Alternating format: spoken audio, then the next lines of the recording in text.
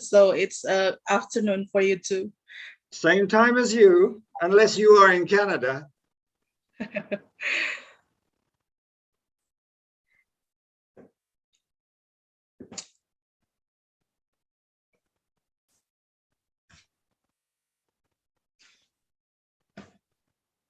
There's some problem with my chair.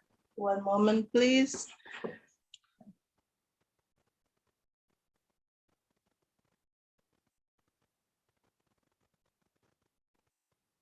By the way, Annie, I don't object to you making a recording if you propose to record this. Do you I think the committee is recording this and live streaming it in YouTube. Fine. Do you agree, or you I prefer agree. to be? Okay, thank you. I agree.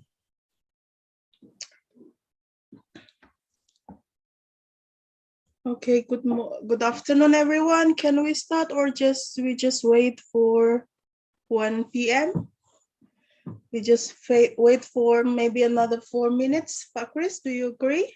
I agree. Nowadays, with online meetings, everybody starts on time. So Yeah. it would be unfair if we started too soon. Yes. And just to be clear, ini akan saya sajikan dalam bahasa Inggris kah? Yes, on English, because we have several participants from other countries also, from Pakistan and Excellent. Philippines. I forget. So it's better in English. Thank you. Yep, I'm very happy with that. I just need a moment to grab some drink. So Please maybe do. we Please can. do. We still got a few minutes. Yeah, we got still a few minutes.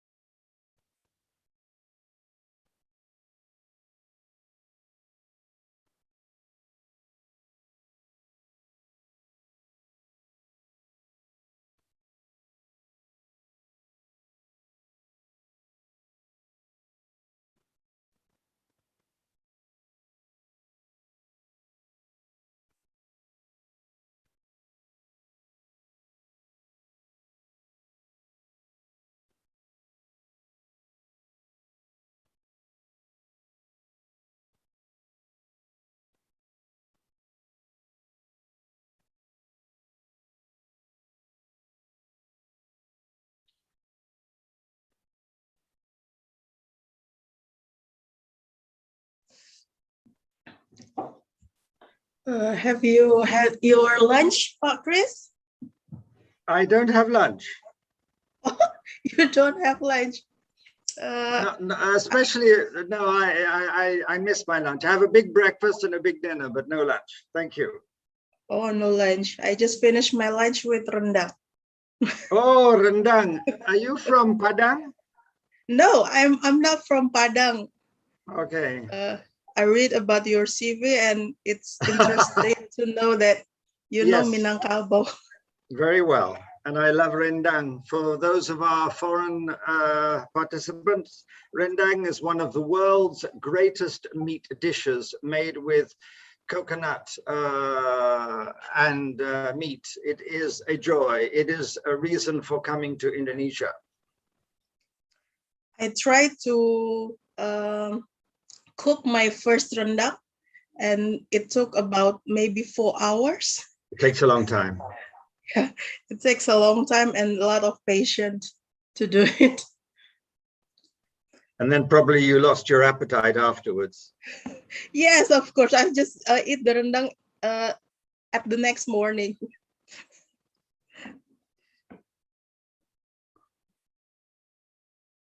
Okay, it's 1 p.m. right now. Can we just start the meeting? Sorry, I have to enable the waiting room. And then,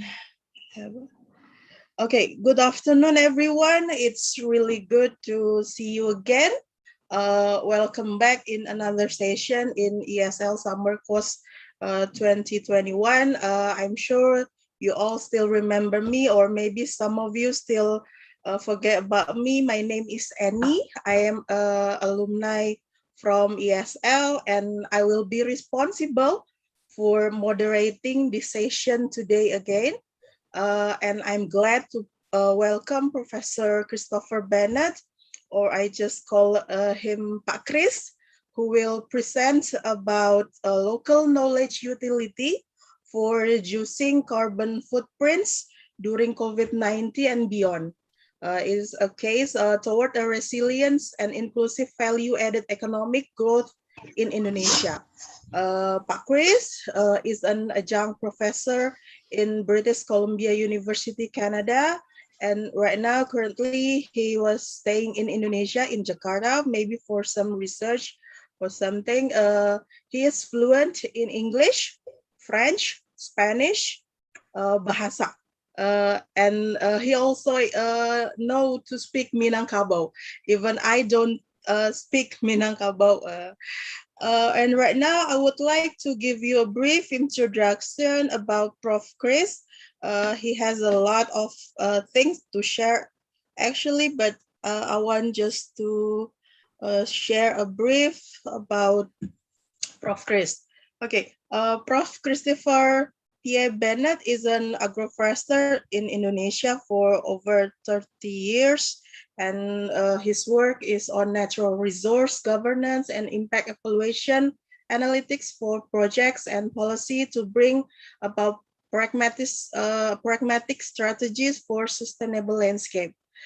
His landscape-based work includes the assurance that landscapes strongly reflect local biological diversity, local knowledge, and social capital in ways that underpin enterprises' growth and development, also small scale and corporate. One of his main interests is how economic growth and biodiversity conservation can complement each other rather than be conflict. Sensitive to local political economists, Pak Chris successfully brings together former corporate and customary institutions to commit, coordinate, and cooperate for interdependent, equitable growth, poverty reduction, and also environmental stewardship. Okay, this is a brief introduction about our speaker today. If you like to know more about his presentation and also his biography, you can access our website or contact the committee. At the end of this session, Pak Chris will answer questions from you all participants. If you have a question, you need to select icon raise hand, and then I will unmute you. Or you can, if you're shy to speak, you just can write in the chat box. And now, here's our speaker, Pak Chris. Time is yours. Thank you, Mbak Eni, for that introduction. And thank you to you all. It's a great pleasure to be here again at IPB FEM's summer school course. I was last with you last October, where I talked about landscape-based approaches to sustainable development. So it's a real pleasure to be back here. But before I begin on the topic of my talk with you, I just want to be clear about the time allotted so that I don't talk too long. I suffer from a terrible disease, not COVID, but like all professors, I talk too long. So how much time do we have so that I can leave enough time for discussion, Mbak Eni? This session allocated around 2 hours. So okay. Our session is less for 2 hours. So maybe you can talk 1 hour or Sure. half hours. I shall certainly do that. I shall certainly do that. And let me share the screen with my presentation first with you all.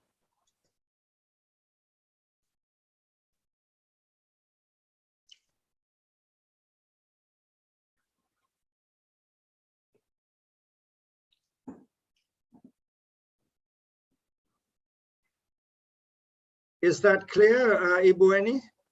Yes, yes, it is. Excellent. So basically, this is very much an extension of what I talked with you all almost a year ago. Some of you may have been at the talk, but the focus then was on landscape-based approaches to sustainable development.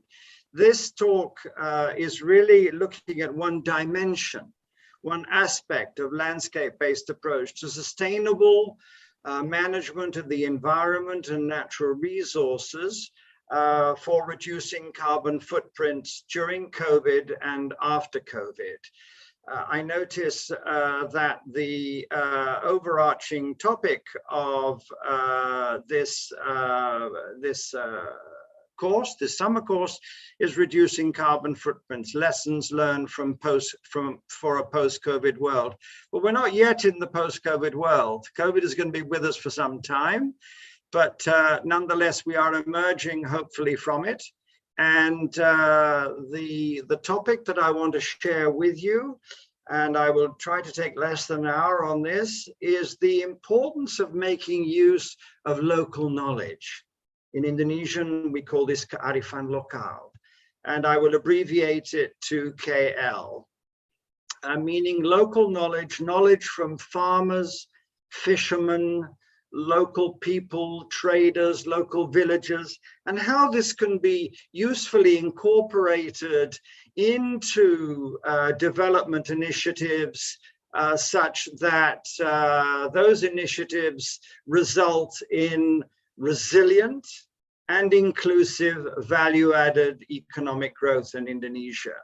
That essentially is the topic. Then again, as I mentioned, the focus is local knowledge, which I will abbreviate to KL or Kearifan Lokal. And my discussion with you is divided into 5 parts. The first one is, what do we mean by indigenous knowledge or local knowledge, Kearifan Lokal? The persistent challenge that exists for local knowledge recognition. What opportunities are there? The third part, what opportunities are there in 2021, this year, to make better use of local knowledge from the village level, from farmers and fishermen and local people? And fourthly, how do we integrate this local knowledge into the functions of local geographies, local topographies, river basins, peatlands, and so on and so forth, in a way that means that society really values local knowledge, and that local knowledge can be incorporated then into improved modern technologies, productive technologies, which are also inclusive. And then finally, some words about the importance of coordination between different groups being really essential.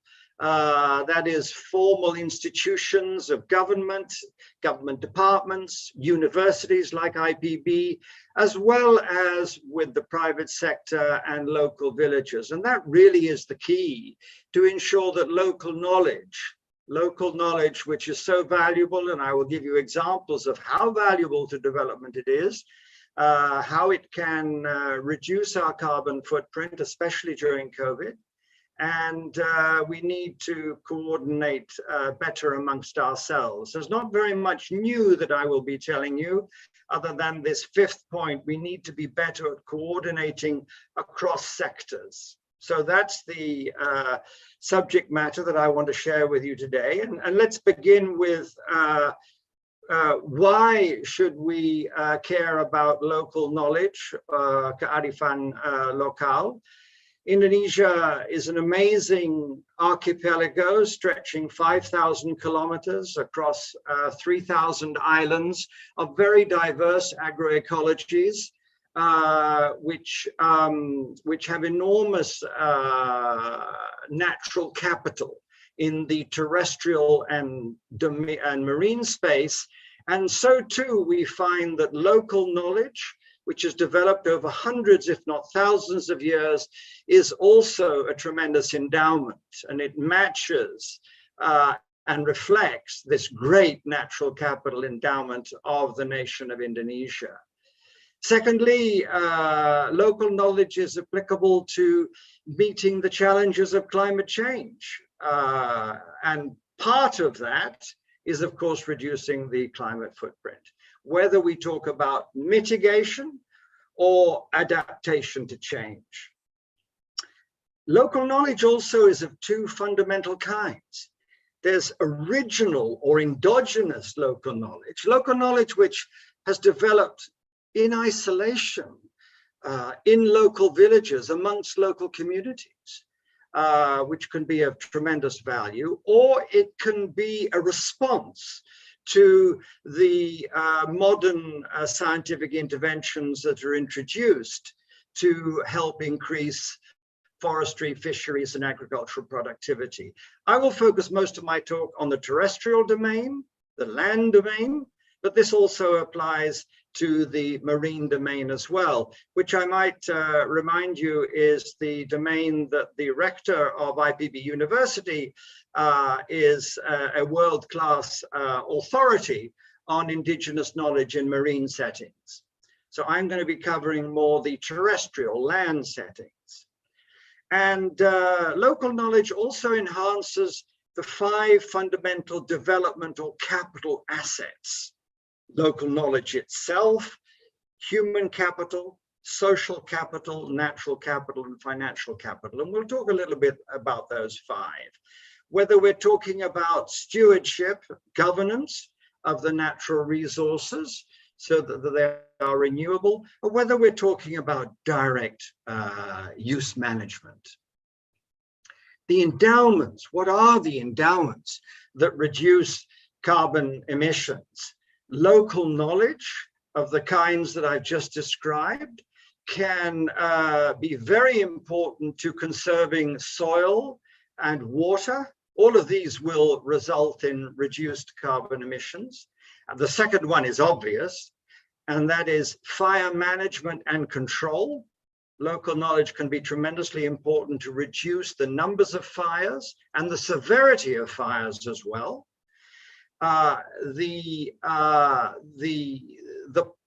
polyculture systems, the silvicultural systems of agricultural forest, or mixed tree crop planting systems are also tremendously important to capturing and reducing carbon emissions. Also too, crop pest and disease control has been discovered, invented by local people that can complement what has been discovered by scientists in research stations. Local people have also discovered higher yielding crop varieties, some of which have innate resistance to local crops, pests and diseases, and also to the fact that human and social capital is tremendously important to reducing the urban waste load, and therefore reducing emissions of methane and other carbon emissions from too much organic material being dumped in waste dumps in urban settings. We'll focus more on the rural settings here, but all of these examples here, and there are many others that I could mention, are what we call local knowledge endowments that contribute to reducing carbon emissions. This is Indonesia, as I mentioned, for those of you not familiar.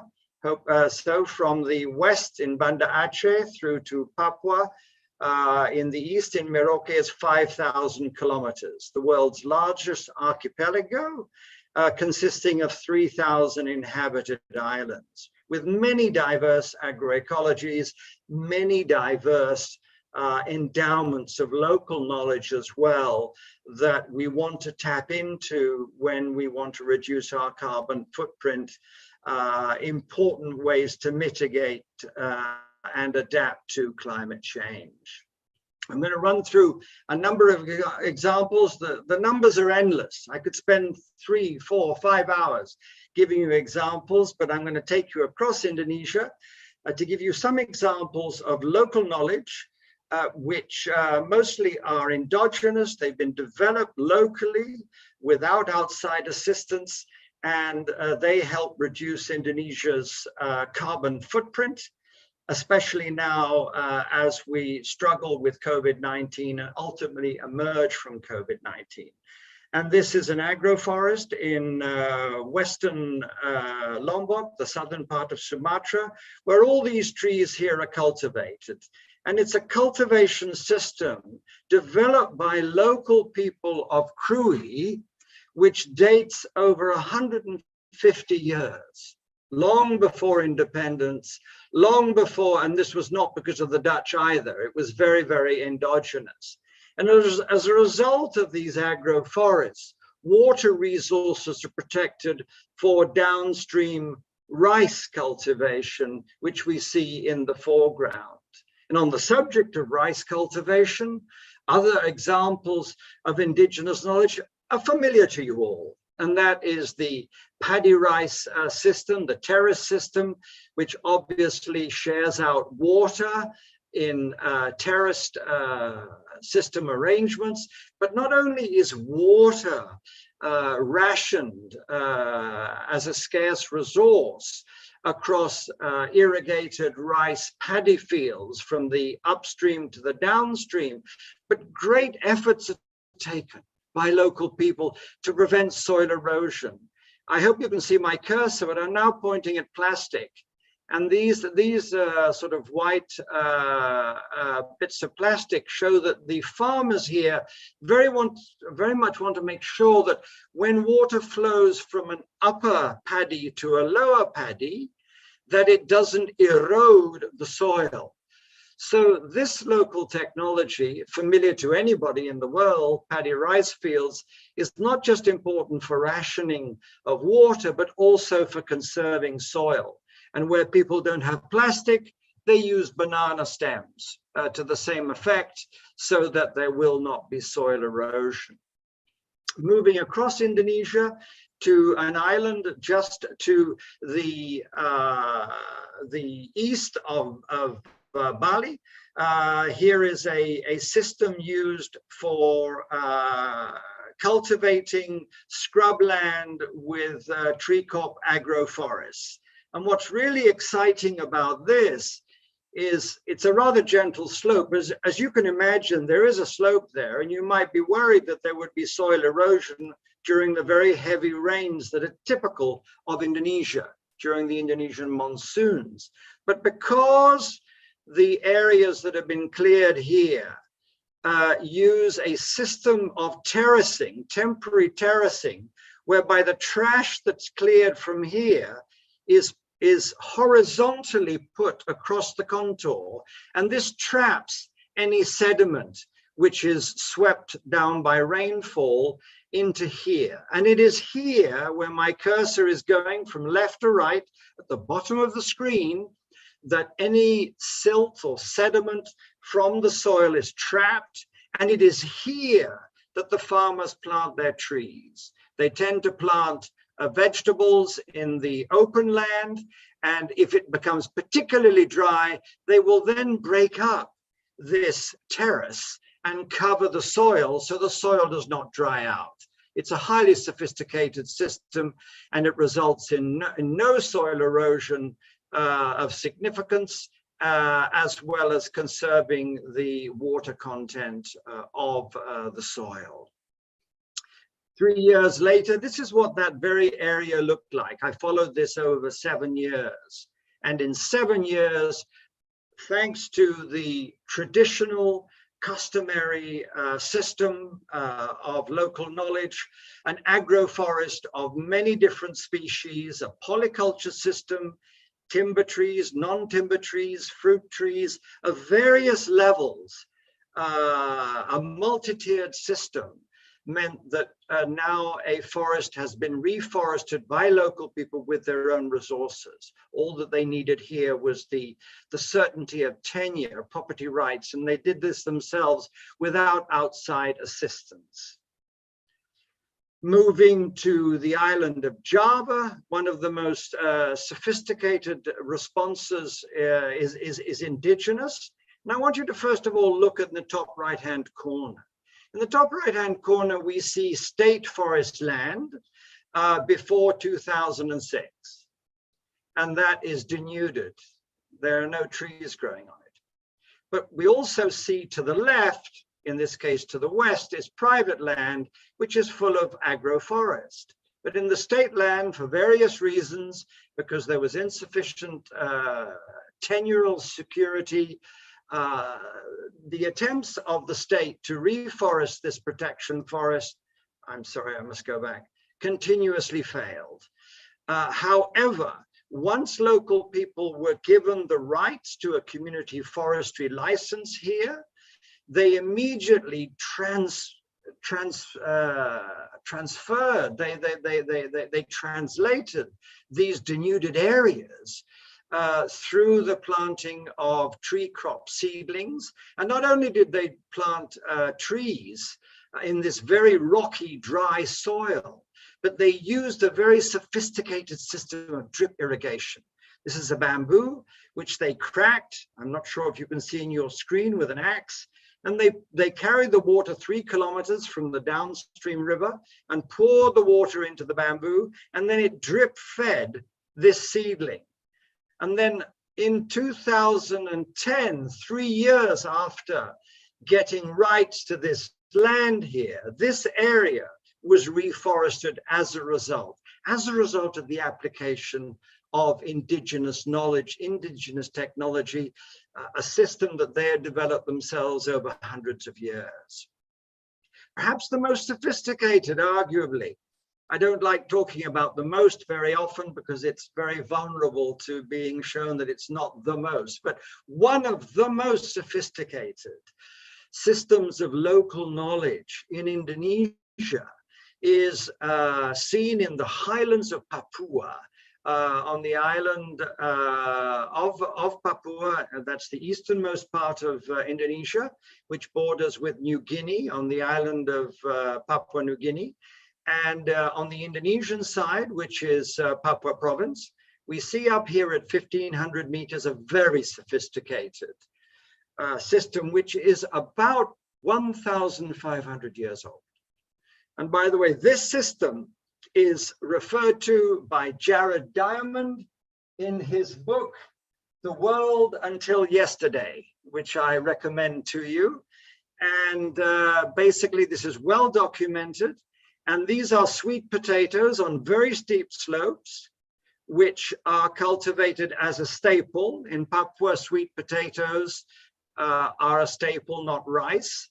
And they use their own indigenous form in the bottom left-hand corner of a terracing, which is a wooden trellis, which allows them to cultivate these steep slopes, and is the equivalent of terracing, but uses wood structures to maintain the terraces. And not only that, everyone, not only that, they intercrop their sweet potatoes in these terraced areas with casuarina, chumara trees, which they prune only up to a certain point, because they want the canopy of the casuarina tree to break the force of the rainfall, but at the same time they want the tree to survive.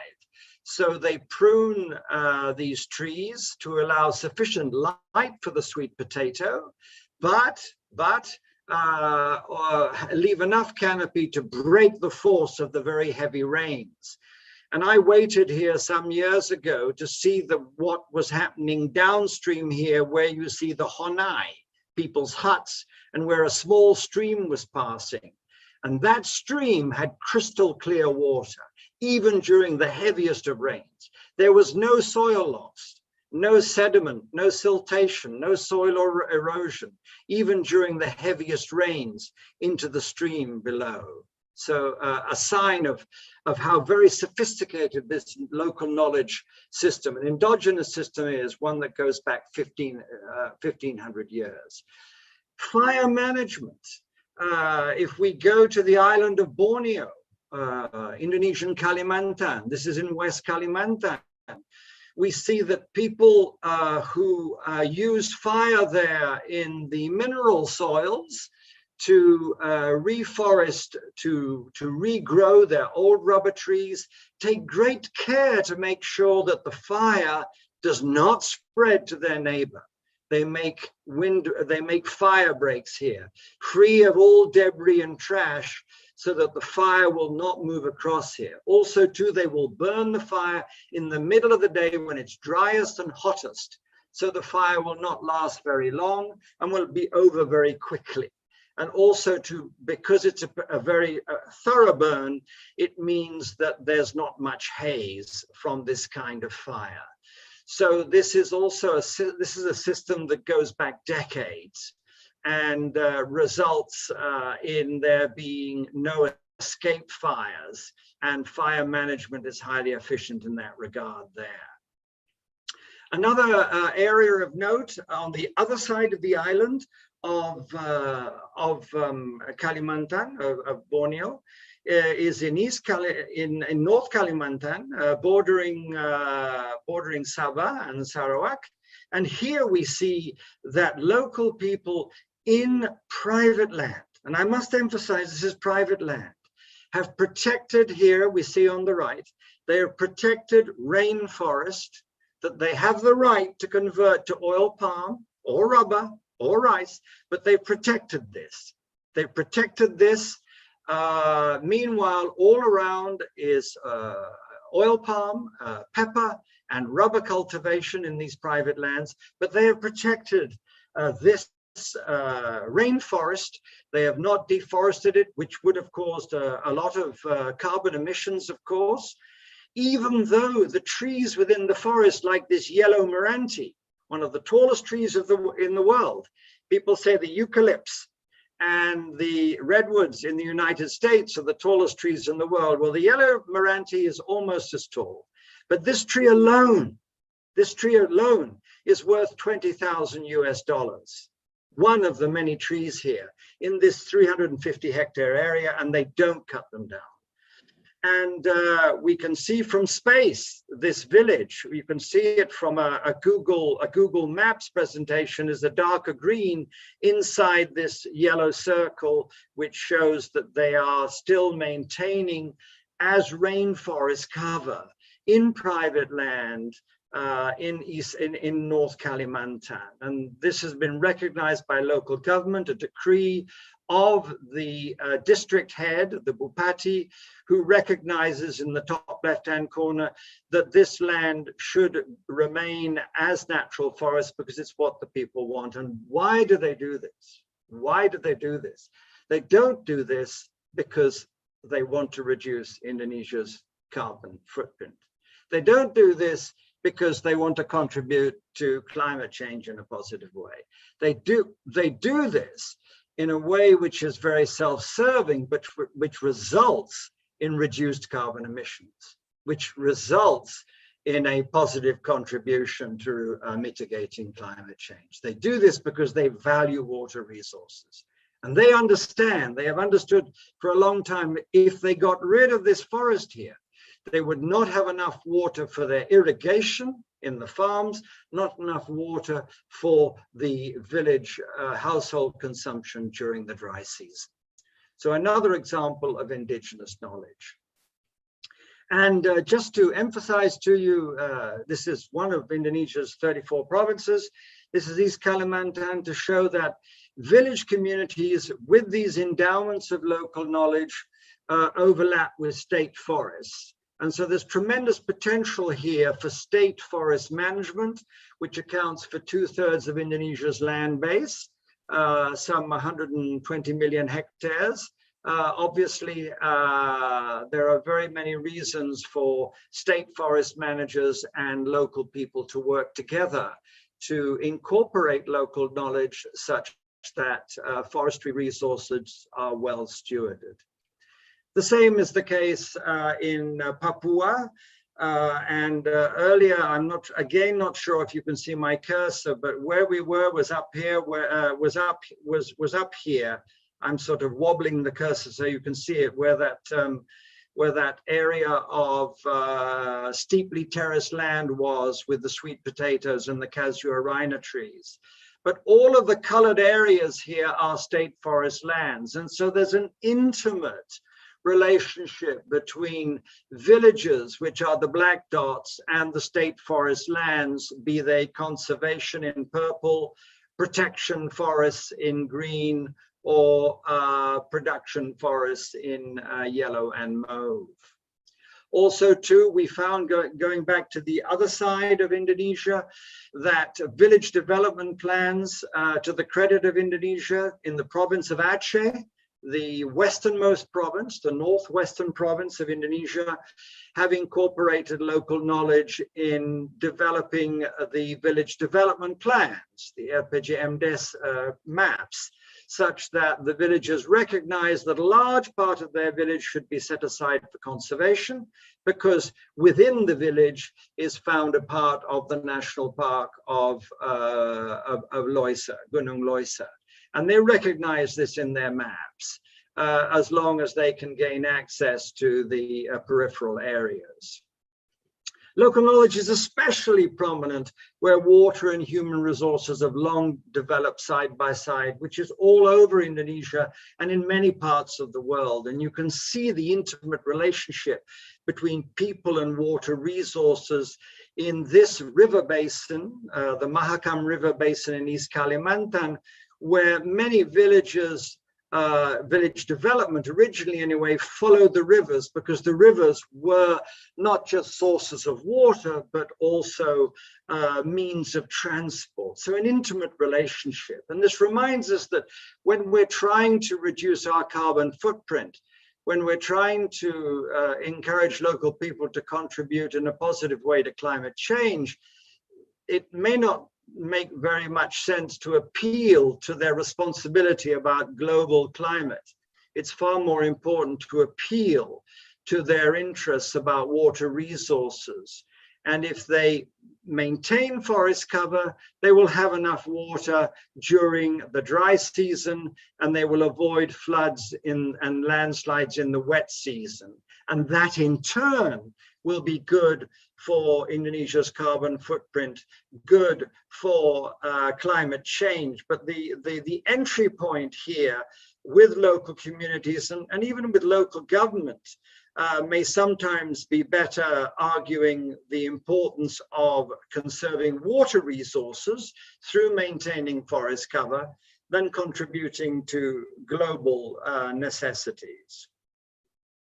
So again, local knowledge significance is important to the vast majority of the population, not just those in rural areas, because all rural areas, many rural areas, are the upstream areas of the major conurbations, the metropolis of Jakarta, Surabaya, Bandung, and Medan.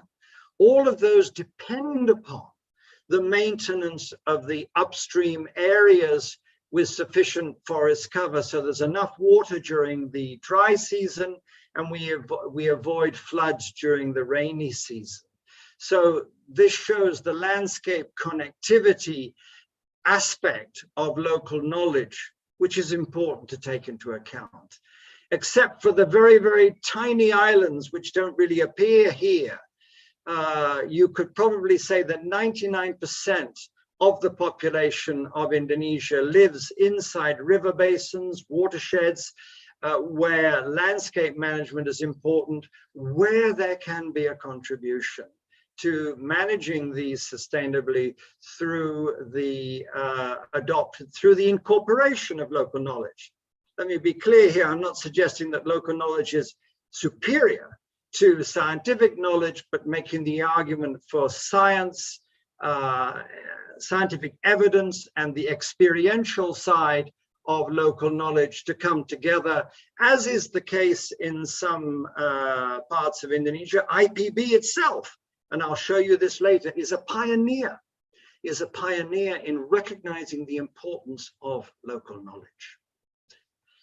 The challenge, of course, is how this tacit knowledge, this unwritten knowledge of local people, farmers, foresters, and fishermen, gathered over hundreds, if not thousands of years from trial and error, how it can be incorporated into written and codified knowledge of the modern science-based researchers.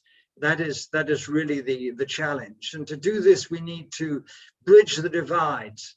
Sometimes we do a good job of this, sometimes we don't do such a good job. And one of the problems may be credentialism, is that researchers feel that they are better educated and don't have much to learn from local entrepreneurs or local farmers. Other researchers realize that that's not the case. And also too, there tends to be a divide between academic theory within universities and field practice, the kind of idea that because in universities we must publish or perish, and theory is purer than practice. Oftentimes the interaction between theory and field practice is not as strong as it should be.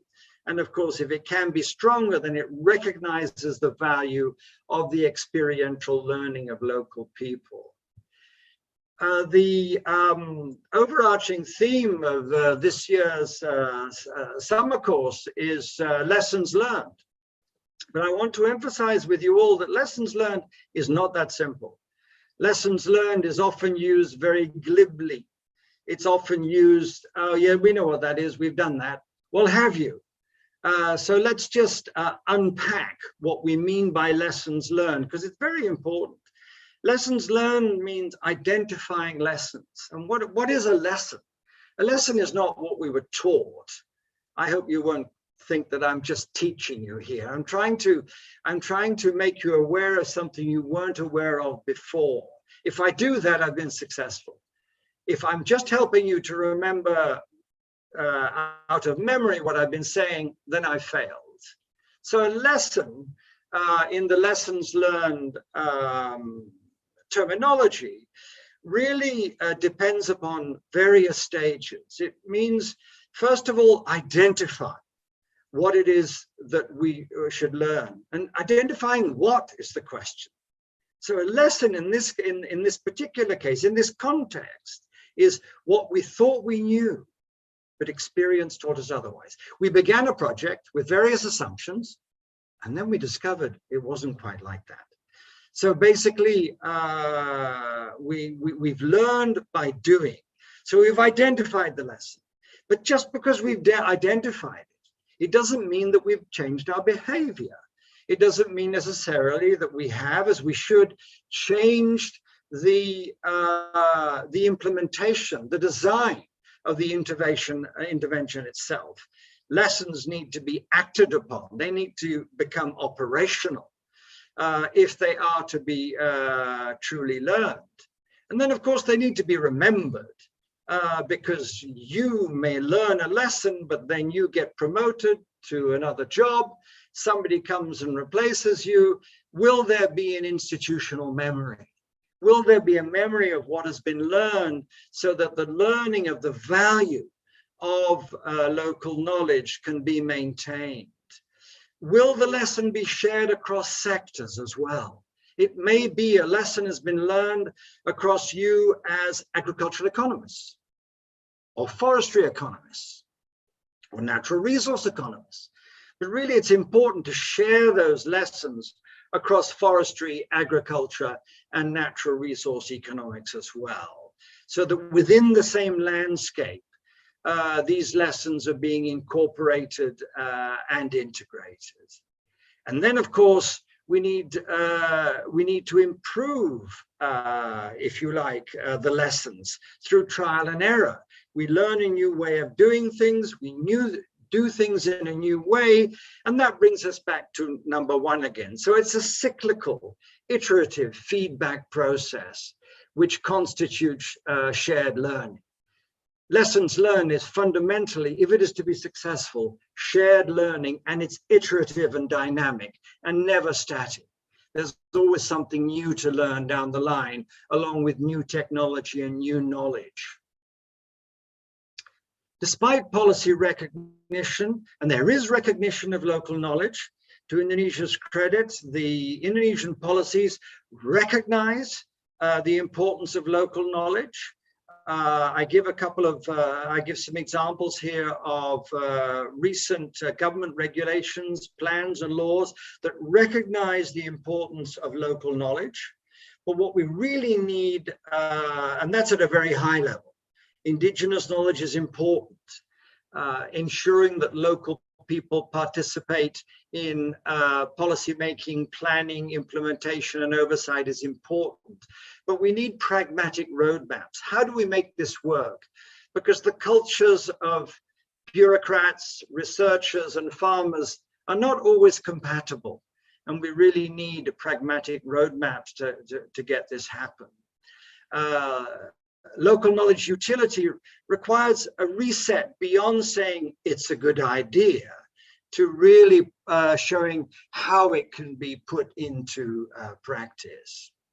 What opportunities are there this year in 2021 when we hoped we would be emerging from COVID-21, but I'm sure, as you realize, in Indonesia anyway, we're still very much, it's a partial lockdown, but we're still locked in it. What about 2021? The COVID recovery challenges are very real. Indonesian operational development budgets in the regions have been slashed to pay for social safety nets. There are enormous concerns about food security and, of course, employment and livelihoods.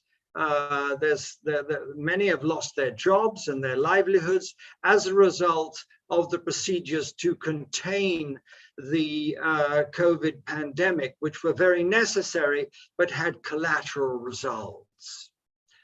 One is really, I'm fundamentally a policy analyst nowadays, although I began life as a tree doctor and then an agroforester, but now I work in policy analysis.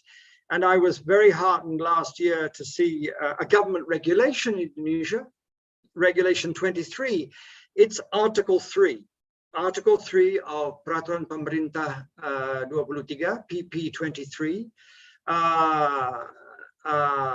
Very, very encouragingly points about the fact that as we try to recover from COVID-19, we need to think about social justice and people's prosperity. We also need to think about the private sector. We can't forget the private sector here.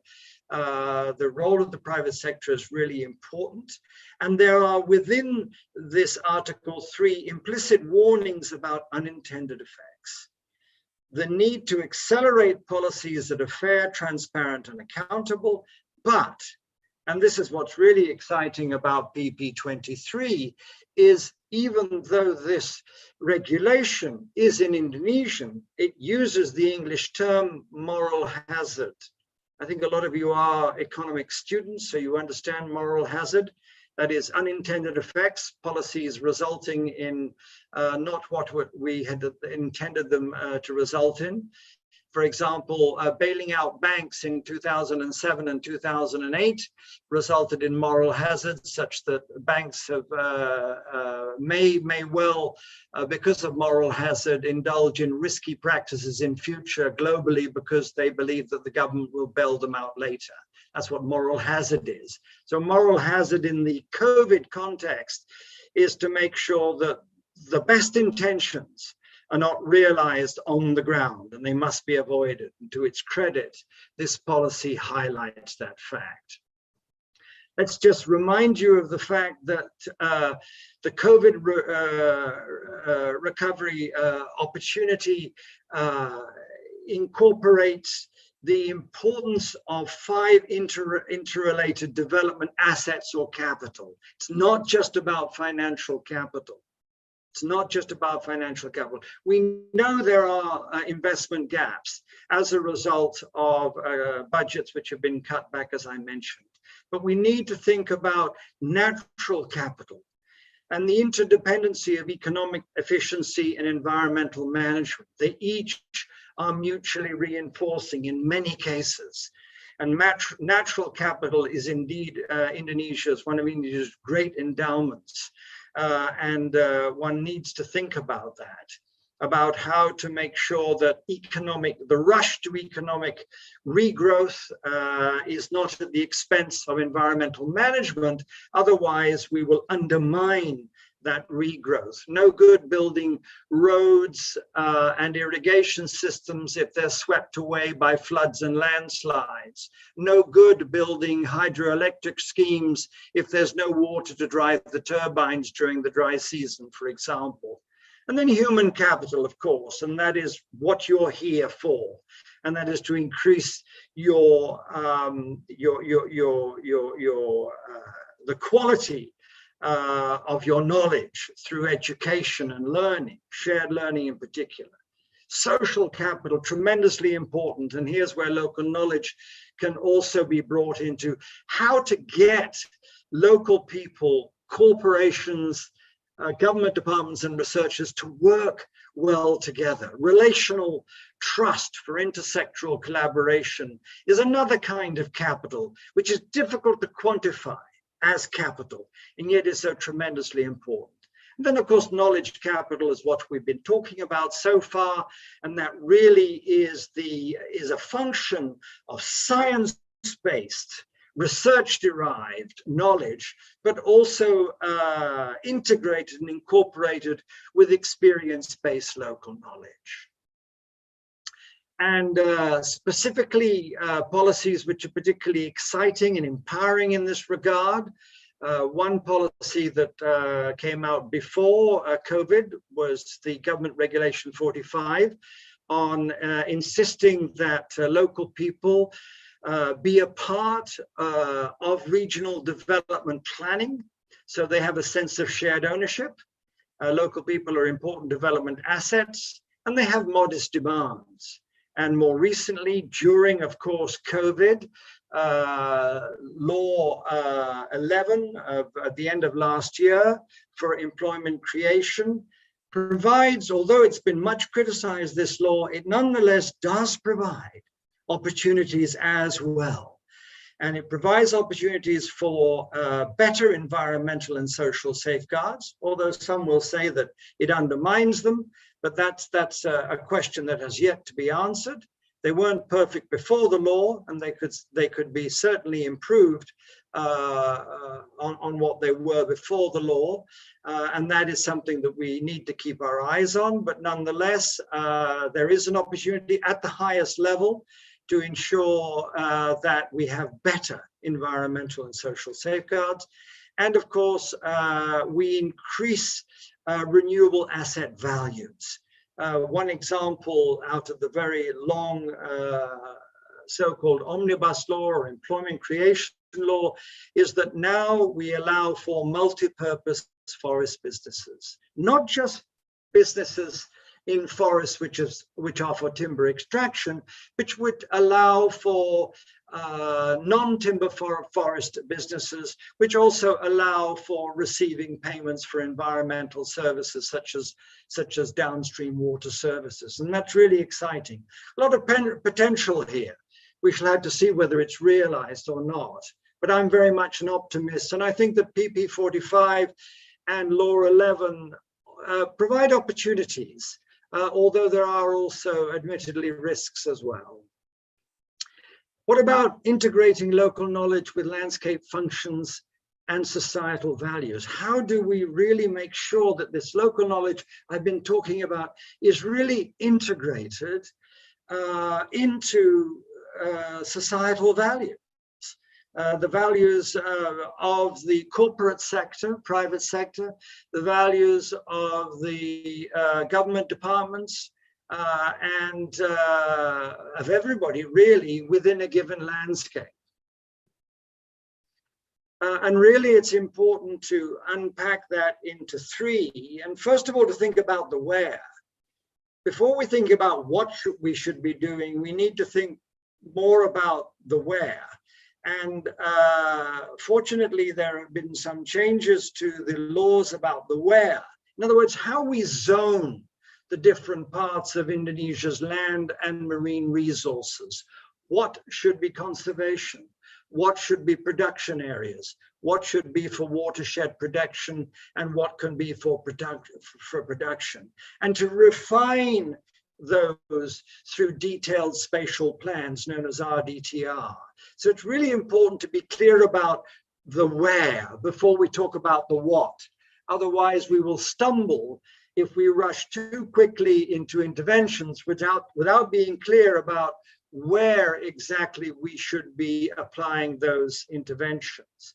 And also this comes into the importance in planning to really increasing the role of strategic environmental assessments. Strategic environmental assessments are now absolutely necessary for Indonesia's main development plans, the Economic Development Plan, known as the RPGMD, and the Spatial Plan, the RTRW. And each one of those plans must follow the recommendations of strategic environmental assessments. Incorporating local knowledge into those assessments can be a very powerful way to make sure your economic development plan and your spatial plan are integrated and individually add value in a robust and resilient and inclusive way in the future.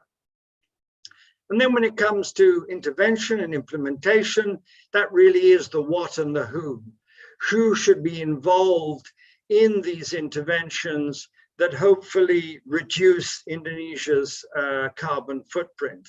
And the default answer here is that as far as possible, that the corporate should work together with the community and the community with the corporate wherever possible, and that this should be empowered by the functionaries and the laws and rules and regulations that they devise for the corporate sector and the local community sector to follow.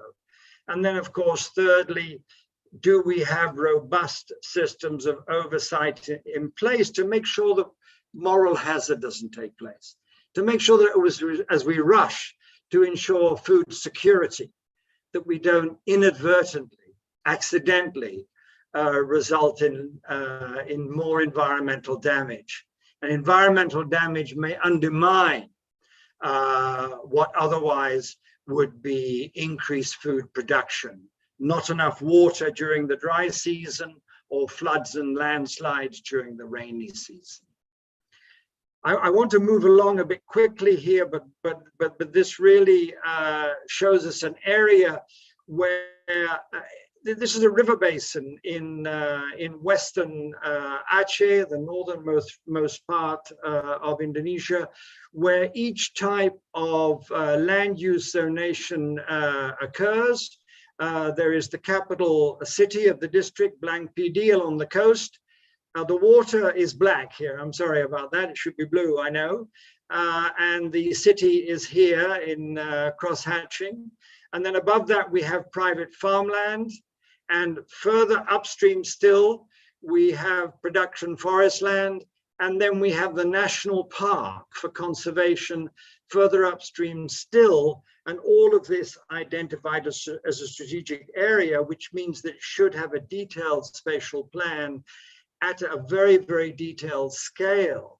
And what we found there was that dealing with this detailed planning is much more effective if local knowledge can be incorporated into the planning process. I'm just going to show you what this looks like. In the private lands, this is all private forest here. And for those of you who like fruit, this is the durian, nutmeg and clove polyculture tree crop farming system, a wonderful agroforestry system. And because of that, water resources are protected for the downstream rice here where my cursor is. And this is in private land.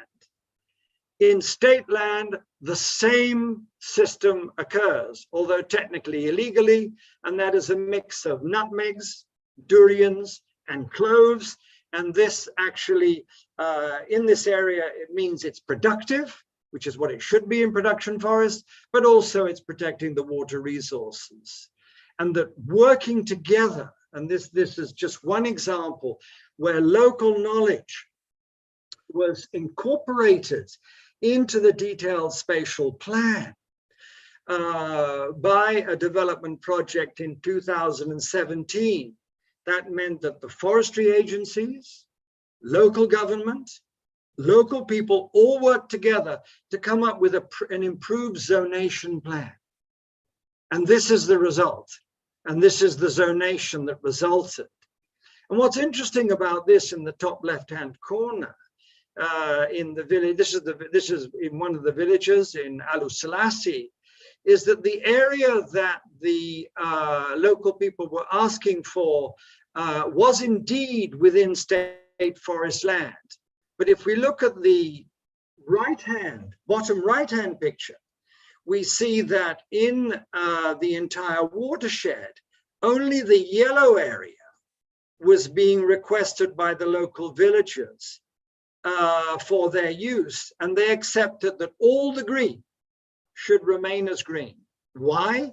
Because they realized that this green area, this forested area, was important to their water resources. And they further recognized that where it's yellow, they would only plant trees. They would not plant food crops like cabbages only. They would plant trees, and they would establish an agroforestry system, which is also good for water resources. And this was the result. So what they were asking for was modest, and what they were asking for recognized the value of intact rainforest cover. Now, as a result of that, of course, Indonesia's carbon footprint was less than it otherwise would have been if they had illegally began to deforest in the green area. Also, too, Indonesia's biodiversity endowments, tigers, elephants, orangutans, and rhinos were also protected because the local people, the local villagers in these two villages here, where we see two yellow bits, recognized that they did not want to interfere with this rainforest cover. So very much the wishes of the local people were well aligned with those of the state forestry agencies, well aligned with reducing Indonesia's footprint, carbon footprint, and very good, of course, for climate change. This is just making an argument in Papua.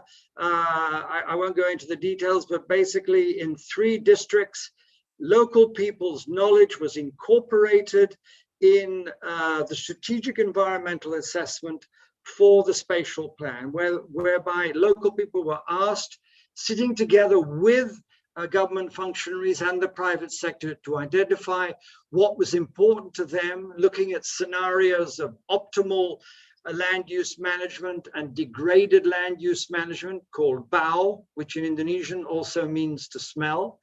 And basically they visualized these, and then the results of these were compared with everybody there.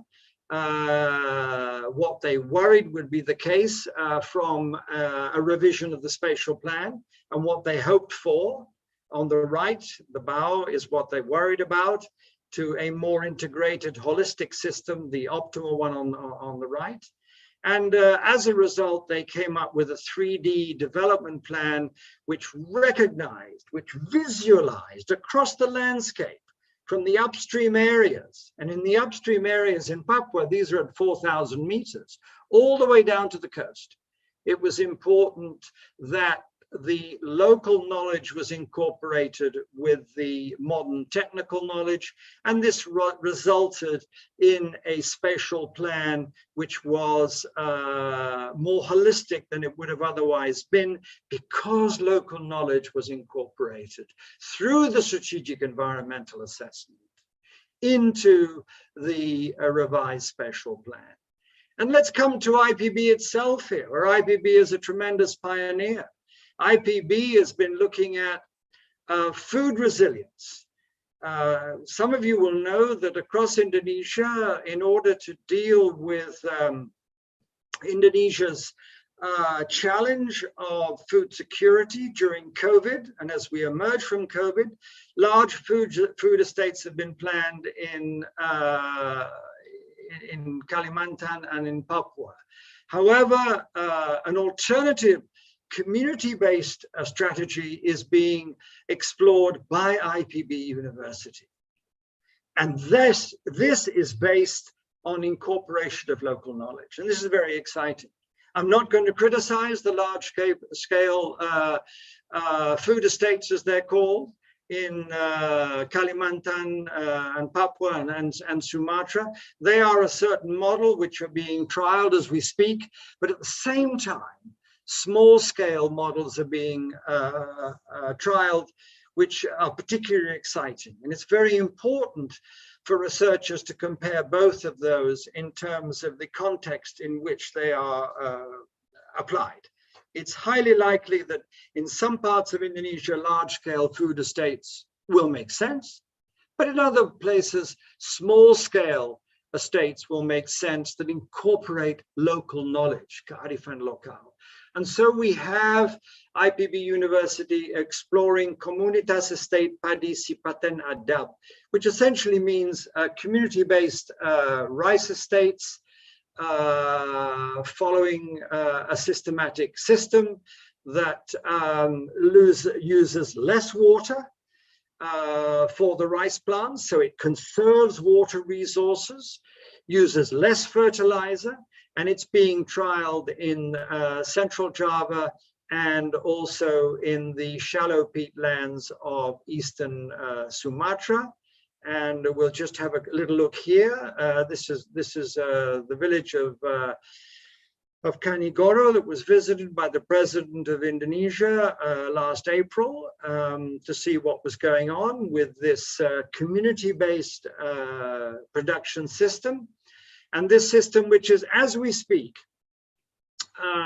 being led by Dr. Latif and other scientists at IPB, is a new way to plant rice in the lowlands of Indonesia, where the rice baskets occur, where rice is traditionally productively grown. But what's important to note here, everyone, what's important to note here is that the pattern which Dr. Latif has adopted here for this improved approach, which uses less water and less fertilizer and less pesticide, all of which are going to result in a lower carbon footprint, a smaller carbon footprint, uses a domino planting system. And this domino planting system was pioneered separately by farmers. It's an example of local knowledge, which Dr. Latif has used and incorporated as a good action researchers into this Kep Sipaten Adab. And it's now being trialed to see if it will result in more rice for less fertilizer, less water, a lower carbon footprint down the line. And this is now ongoing. And it's very exciting that IPB is at the forefront of pioneering incorporation of the local knowledge into the production of rice. And rice, as I'm sure you all appreciate, is Indonesia's most important staple. And this action research has not been top down either. I mean, it's been very much a feedback-based one. I'll just summarize the slides, but basically the researchers have listened to the farmers who have said, while you are designing this new system, which is based, the domino system for planting, and we're very grateful for that, but nonetheless, the local farmers in Kanigoro, in this village, have said, please be aware of various considerations that are now being taken into account by the researchers of IPB. Please realize that we feel that more organic fertilizer should be used than chemical fertilizer. That too will be good for the carbon footprint. Please realize also that we are not only rice farmers, that we are highly diversified and we are doing other things as well. And for you economists, there is an opportunity cost to our labor. If you want us to use more labor, then there will be an opportunity cost. So please help us to make more productive our other production systems as well, because food resilience is not just about producing more rice. in a more efficient way.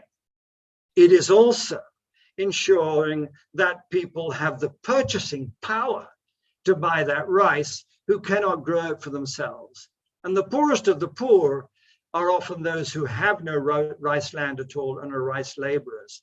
And they may be doing other things as well. And this needs to be taken into account when you're designing an economic and efficient new way to do community-based estate rice production. Take into account the other production systems. And now finally, the fifth part, which is coordination. So much over my 30 years in Indonesia, I have found that there are so many good ideas amongst local people, which is what this this presentation is all about, hence their local knowledge, but not just amongst local people, local farmers, local fishermen, local foresters, but also amongst corporations that operate plantations in the rural domain. And of course, as well, functionaries and bureaucrats who recognize the importance of participatory approaches.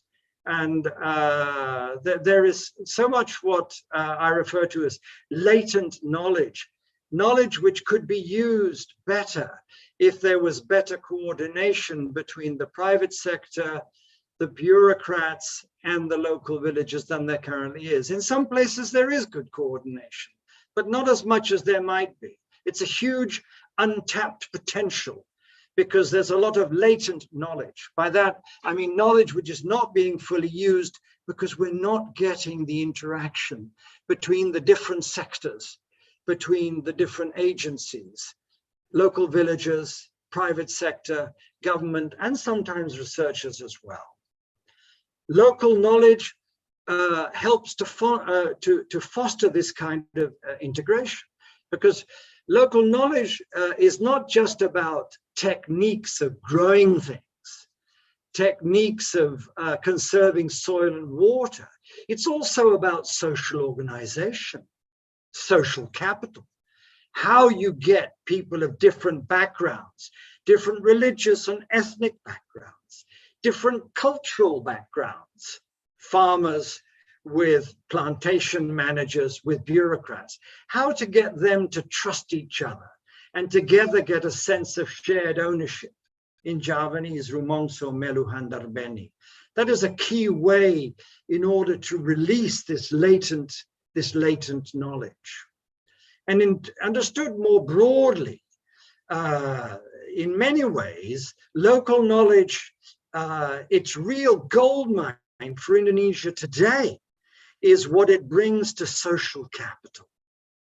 It brings the other kinds of capital, most certainly, the new varieties, the ways to manage water resources, conserve soil, prevent fires. It's true, but local knowledge's contribution to social capital is such an important platform for transdisciplinary development aimed at achieving sustainable development pathways, which in turn will reduce the carbon footprint. And as a result, provide us with more coordination and cooperation across different sectors. And finally, come up with what we call emergent phenomena, ideas that we didn't think of before. Some of the greatest scientific discoveries have been made when different scientists came together from different backgrounds and were able to recognize something which on their own they didn't recognize. And that's what we mean by an emergent phenomenon. That's what we mean by an emergent phenomenon. I give you, just before we end, some examples of this integration, which has happened in Indonesia. This is not just about theory.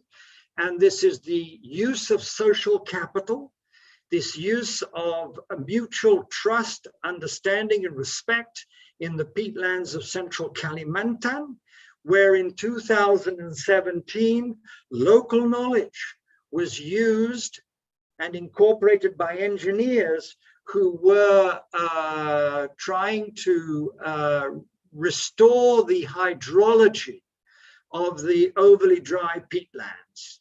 When peatlands become too dry because of drainage canals, they become very prone to fire. And where those peatlands catch fire, not just the trees are burned down, but the peat soil itself catches fire. Probably 80% of Indonesia's carbon emissions and haze to neighboring countries came from the burning of the peat soil in 2015, a particularly acute dry season year. The government of Indonesia now is in collaboration with local people and the private sector and bureaucrats in certain areas, successfully reducing the excessive desiccation or drying out of the peatlands so that they stay wet during the dry season. And one way is to put canal blocking in place. It's a partial canal blocking, so the canal can still be used for transport, but it reduces the water flow.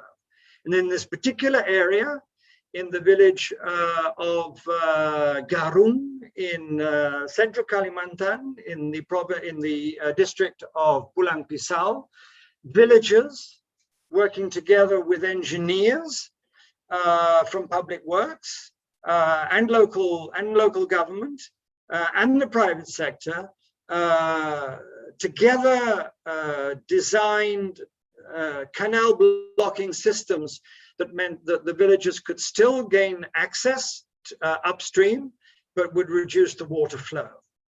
And the engineers came with one design, and then the villagers said, no, your design won't work. And as a result, they persuaded the engineers with PhDs that they needed to change their design.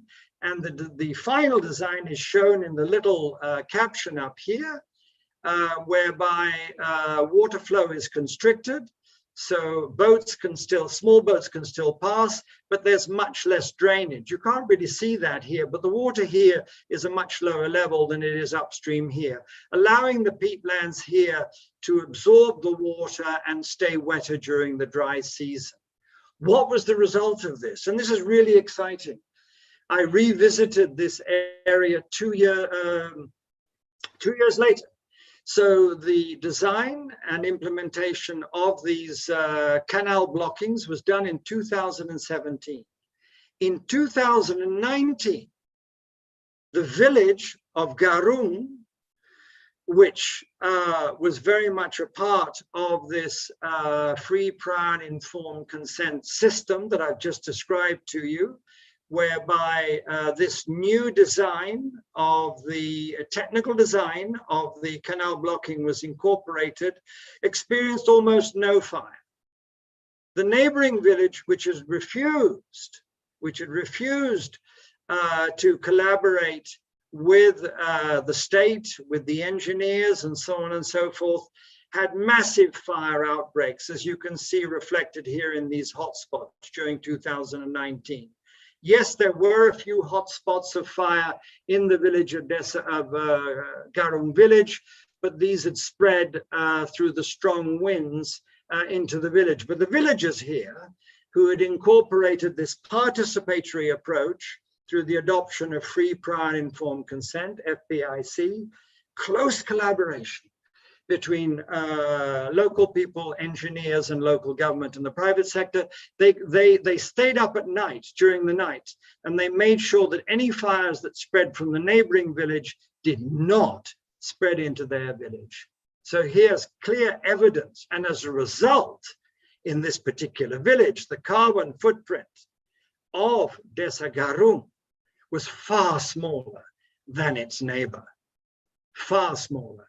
And that was largely because of the coordination between those different agencies, private sector, local government, engineers, and local people. similar kind of cross-sectoral learning across a landscape in Lombok, just east of Bali.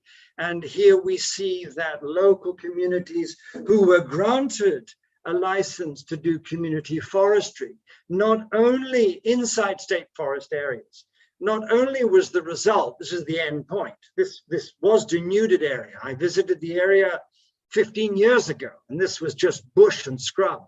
Now we have trees.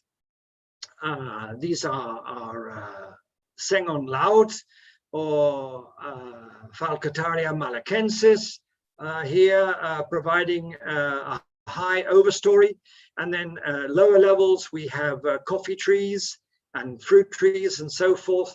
Not only has this land become more productive, but to the benefit of the villagers who got the license from the Ministry of Forestry to convert this denuded area to productive agroforest. But really excitingly, again, across a landscape, because of collaboration across sectors, this community is now receiving payments for environmental services. It is providing a downstream environmental service because there is forest cover here. And this forest cover is based on local knowledge because the system of planting here is as it would be in the private land, replicated inside the state forest land. But as a result of the forest cover, the downstream microhydro power utility, microhydro energy, run-of-river energy, is paying this community a payment, an added payment to maintain the forest cover. And not only them, but further downstream, the water services agency of the government of the city of Mataram, the PDAM, is also paying this community to maintain forest cover here. So we see cross-sectoral coordination, we see payment for environmental services, but all of this originated from the recognition, the adoption, the official approval of local knowledge in the form that if you gave a license for community forest to local people, they would replicate their agroforests in the state land, which was heavily denuded. And the other example is one that some of you may have heard of. It's in central Java. I showed you the pictures earlier on where they managed to use drip irrigation. And the reason why I'm showing you this again here is to emphasize that the multi-purpose dimension of recognizing the value of local knowledge. Of course, in this case, we got reforestation, as I described to you earlier. But really what we discovered was that, and this was a great surprise to everybody, that not only was this land reforested in a way that the community forestry license said it should be, but it became an object for tourism. And now more money is being earned by the community forestry managers from tourism here at tourists because of the beautiful view from the highland area that they've reforested than from the community forestry itself. They still maintain the community forest, but people come here, well, not during COVID times, of course, but hopefully they will return. And as a result, incomes and revenue to the villages have vastly increased as a result of this multi-purpose use of the community forestry license. So much so that from 2010, when it was clear that community forestry was succeeding, to 2019, the number of visitors, paying visitors, they would pay a small amount to be photographed, to have selfies here, to have weddings here, to have celebrations or seminars here. The numbers of visitors to this ecotourism area had jumped from a handful in 2010 to 350,000 in 2018. I want to end this now. I've gone on long enough and give you enough time to ask me questions about the incorporation of local knowledge. And I end almost every talk with something that is less technical, less academic, but very much close to my heart, and that is philosophy and poetry. And this poem I'm going to share with you is very much about the importance of being open-minded, of recognizing what we do know and realizing what we don't know, and the danger of thinking that we know everything, because we certainly don't. And as a researcher myself, I have learned so much from working with local people, researchers, local government, and the private sector in the field. And so I share with you this poem from over 800 years ago, from the Persian philosopher, scientist, and astronomer, Nasser ad-Din Tusi. Anyone who knows, and knows that he knows, makes the steed of intelligence leap over the vault of heaven. Anyone who does not know, by the way, that includes me. I don't know everything and I never will. Anyone who does not know, but knows that he does not know, can bring his lame little donkey to the destination nonetheless.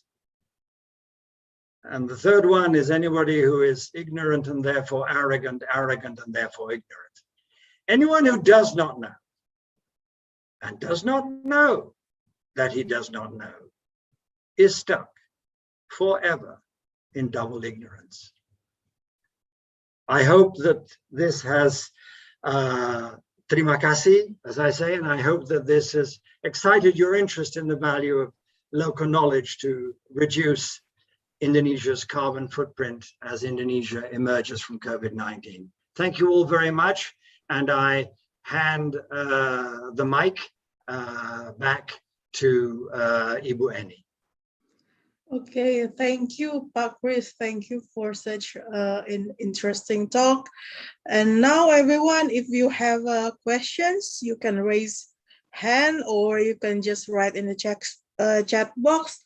Or maybe for Indonesian student who doesn't have confidence with their English, you might ask your question in Indonesia also. I will try to translate it, but I'm sure Pak Chris will know your questions. Okay, there is a question. How do I stop sharing? I want to stop sharing. How do I stop? Okay. Can you stop sharing, please? Okay. Yes. Thank you so much for switching me off. Okay, Mbak Eni. Yeah. Okay, there is one question from Daniel. If I don't wrong remembering, Daniel is come from Philippines. What, Daniel? Do you want to speak on mic, or I just read it for you, or you can just ask Pak Chris directly?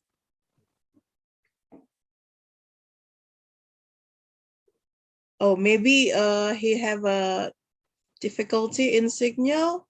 Oh, Malaysia, sorry. Daniel is from Malaysia. He has a one question for you. In your opinion, does outside intervention or their exposure to technology advancements pose a threat to indigenous people initiative in securing their surrounding natural resource?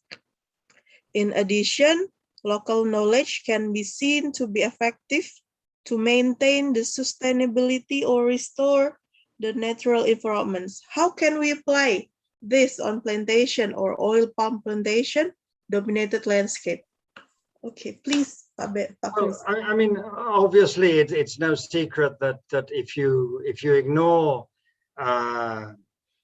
indigenous or local, and by the way, it's not just indigenous, it's local people's rights and knowledge then this can have very negative consequences. And this is often the case where you think that you have the best the best approach to managing the natural resources. It may well be that a plantation, a large plantation, is the best approach in a particular area, but not necessarily.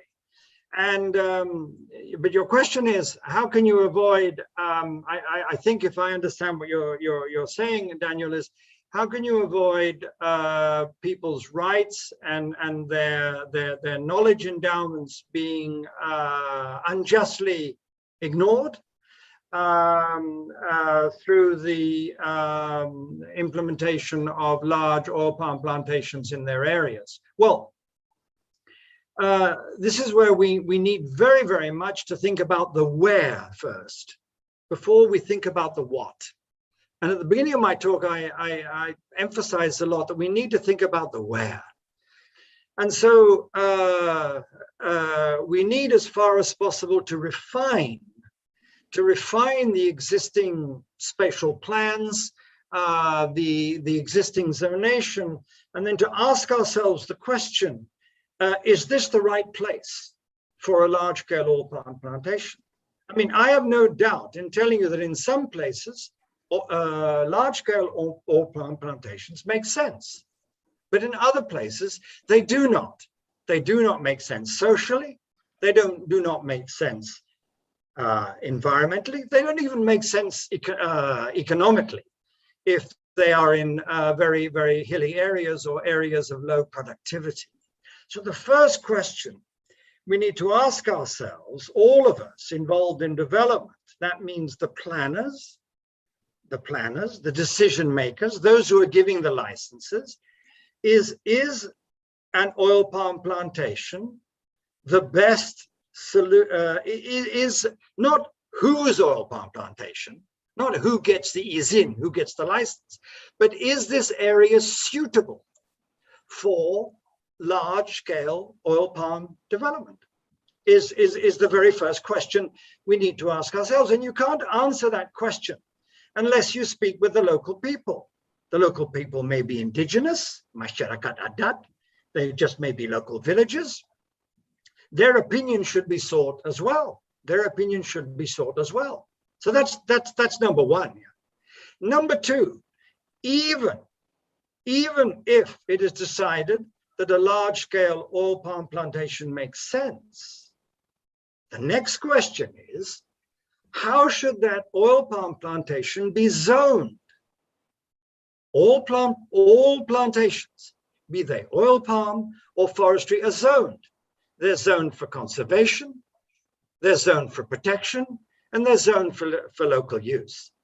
And you can't do a good zonation of a plantation unless you have incorporated the local knowledge of the local people. And so there are two dimensions to where that need to involve local people input. Should there be a plantation here in the first place? And secondly, if the answer is yes, how should we zone it? What area should be zoned for conservation? For example, alongside the river systems must be conserved. The Indonesian law says this.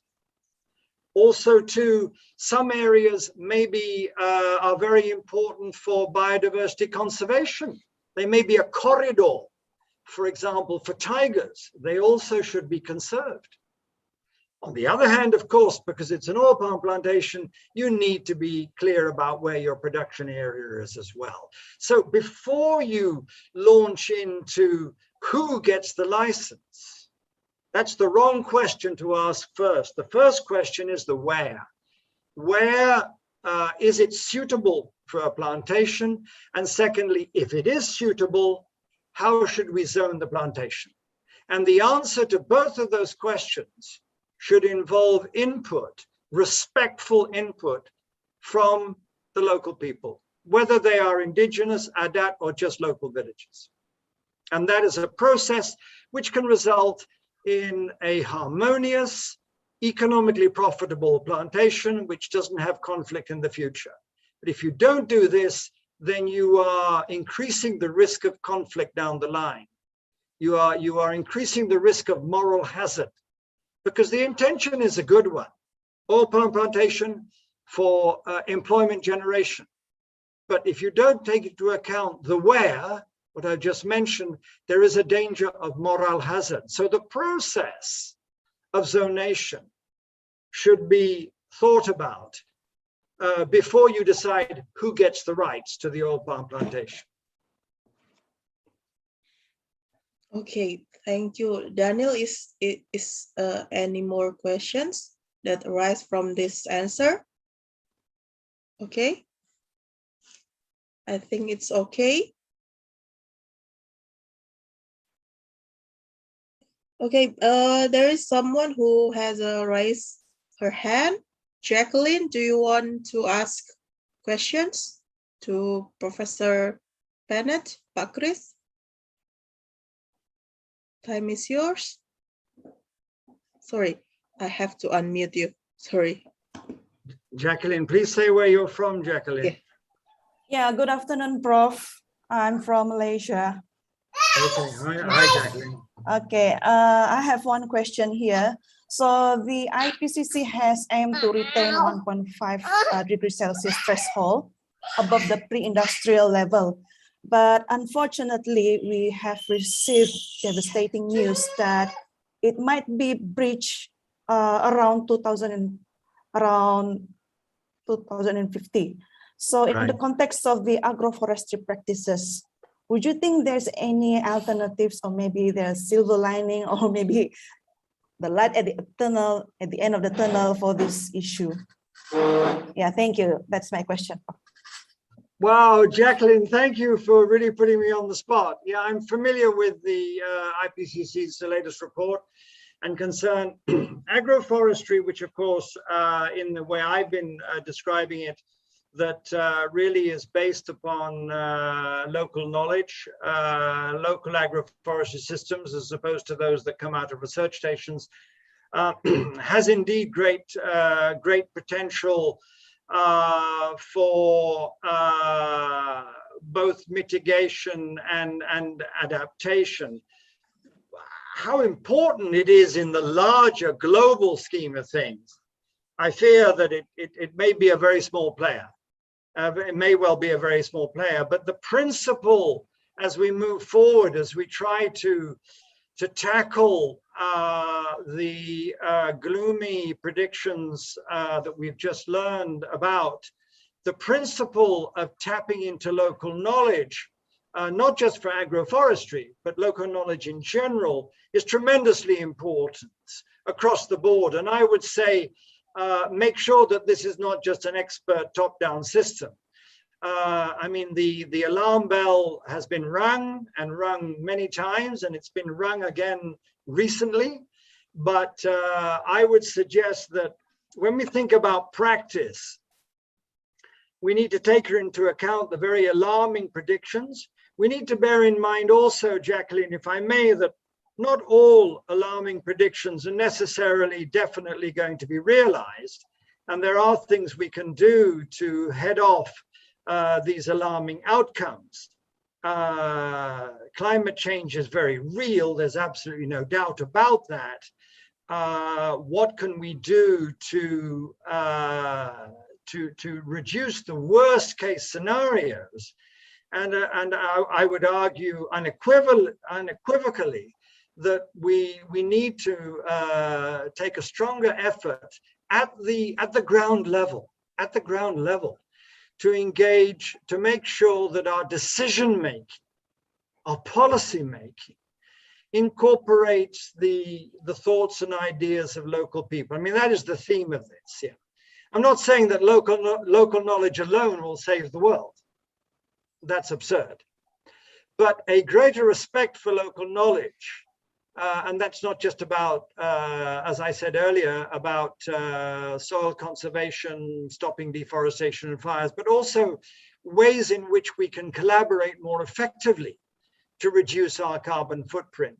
These are invaluable, and these have been developed over hundreds of years, and we would do well to take that into account when we think about the practice.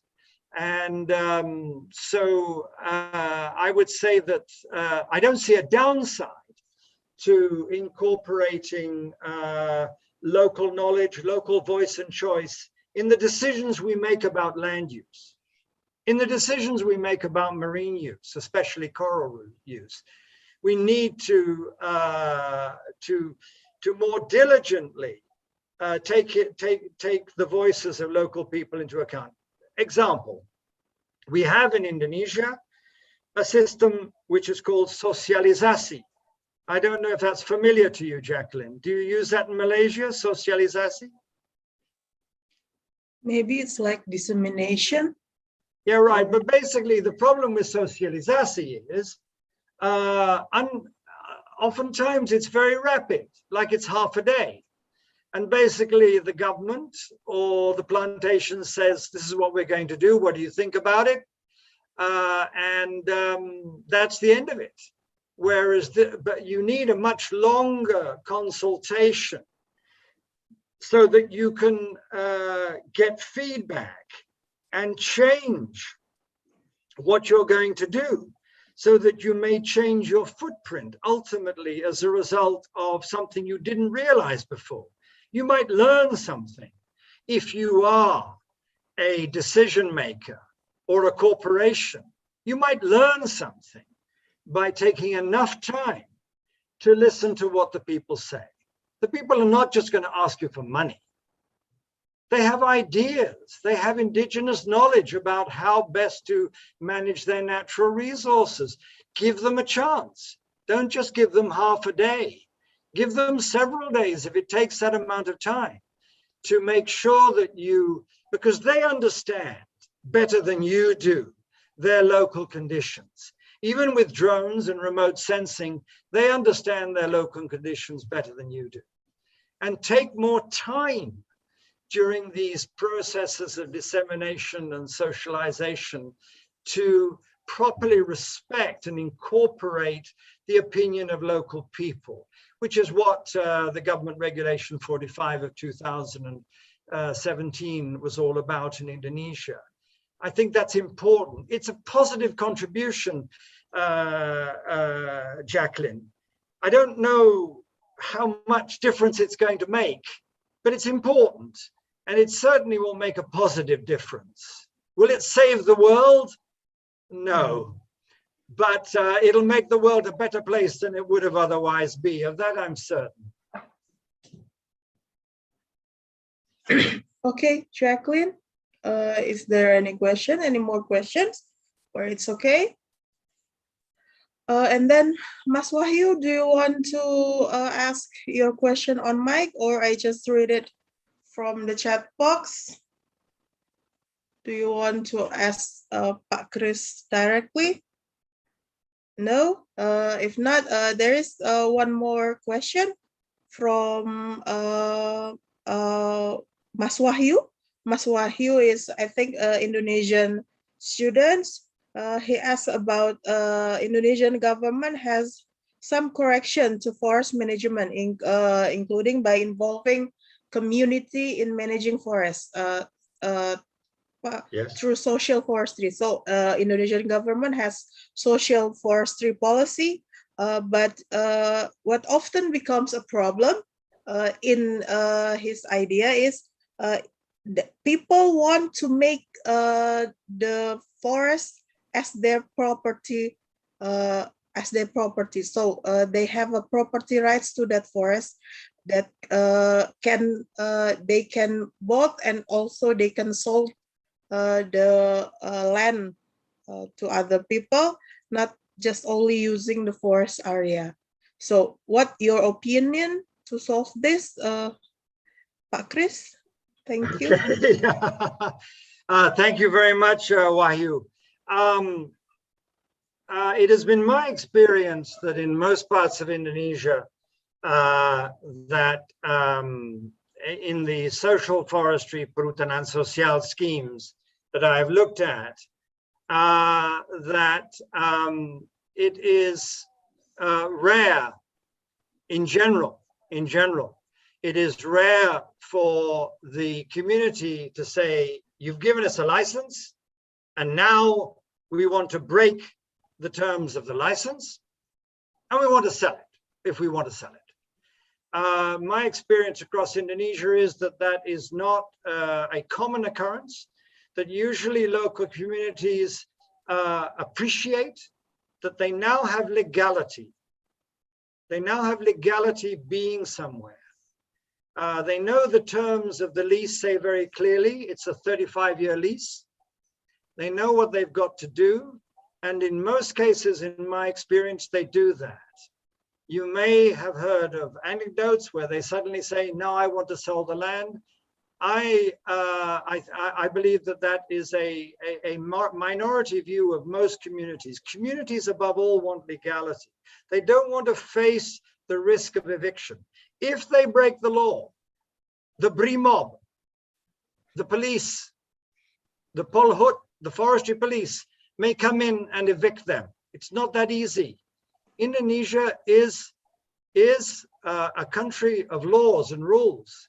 And if they then turn around and break the terms of the community forestry license, then they face the threat of violent eviction.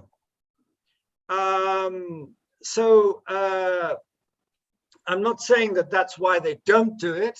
My experience has been that in most places, they're so grateful to have the legal legitimacy to be there that they're prepared to follow the rules of the terms of the Perhutanan Sosial, the terms of the community forestry. But to be fair to you, Pak Wahyu, to be fair to you, it would be important to do research to find out of all the, so far we have around about 4.5 million hectares of community forestry licenses out of the target of 12.7 million hectares. And to do a survey, how many of those have sought to break the terms of the license as you described? I suspect that will be a very tiny minority. I don't have the proof for that, but all my experience is that they value legitimacy so much that generally that has not been the case. Some may say it's been the case, but this is something that can only be resolved through a survey of the 4.5 million hectares so far. How often has this happened? I don't believe that it's a very high risk of happening. 35 years, a 35-year license is a long lease, during which time, as long as you cultivate trees and as long as you don't do illegal logging, basically it's left up to you what you do. And that's a very powerful carrot as opposed to the, and so let's see. But I suspect that your concern is a minority concern, but it can only be established or proven if we do a survey of this. It's a good question, and somebody somewhere should research it. But like I say, my experience is it's a very rare occurrence where somebody who gets a Perhutanan Sosial license then says, now it's mine, I want to sell it. But thank you for the question. Thank you. Thank you, Mas Wahyu, for the interesting questions. As Pak Chris said, there's a rare occurrence about on people want to sell their land. Maybe sell their license, but not sell their land. Okay, there is another one who wants to ask question. Franz, are you with us now? Franz? Franz, are you with us now?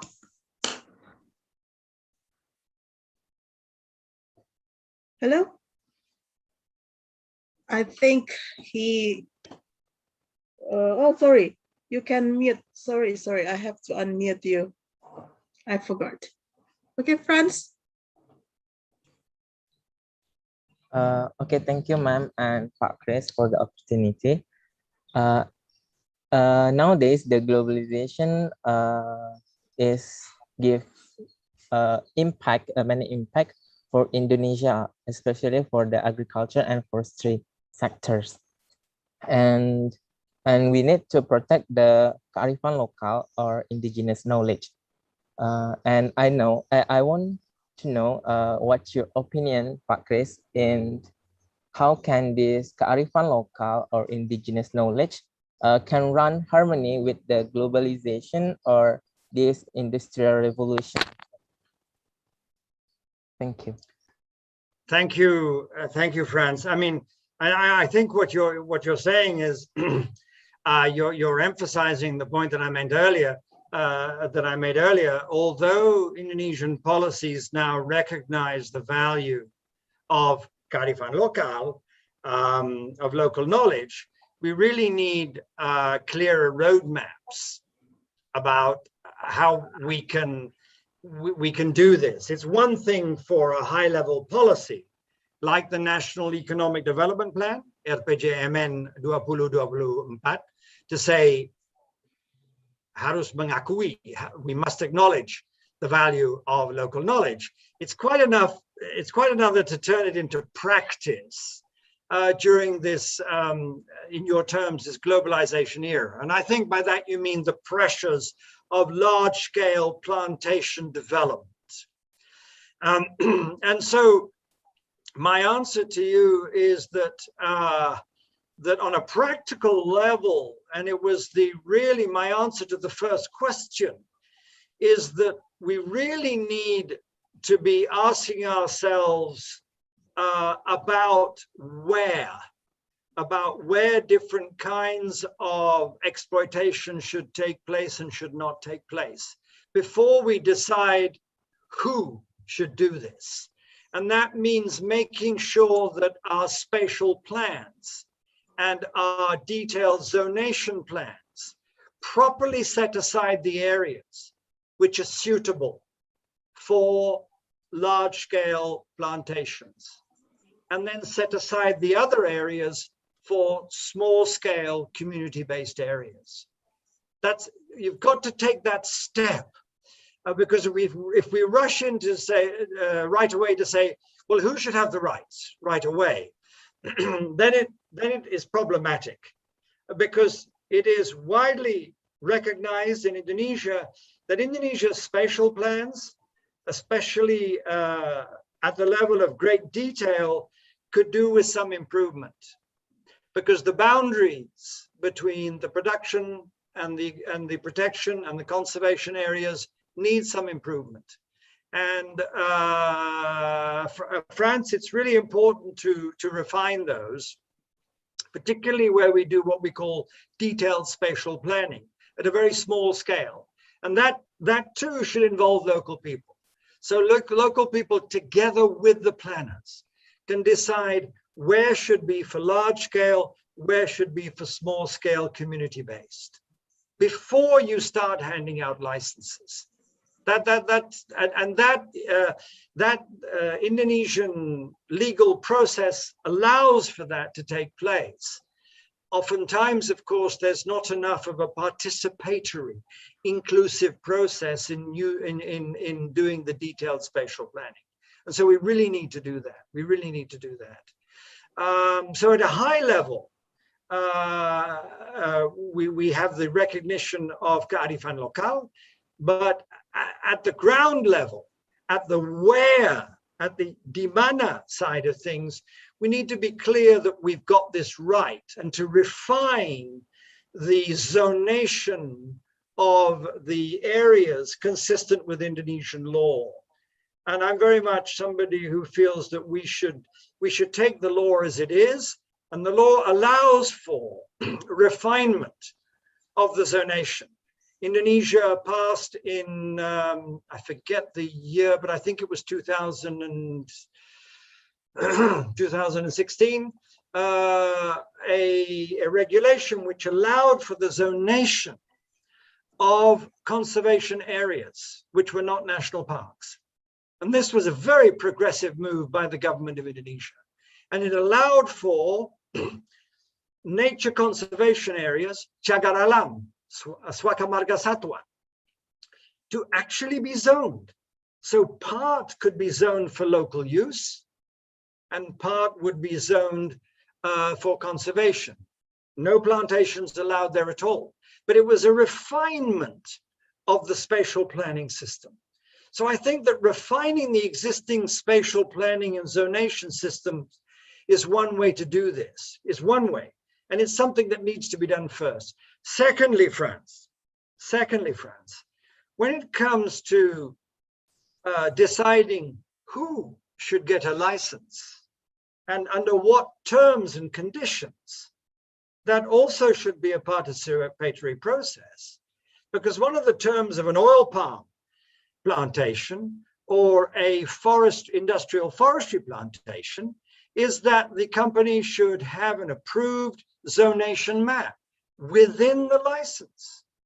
Now that map should be made in collaboration with local people who can apply their local knowledge to refine it.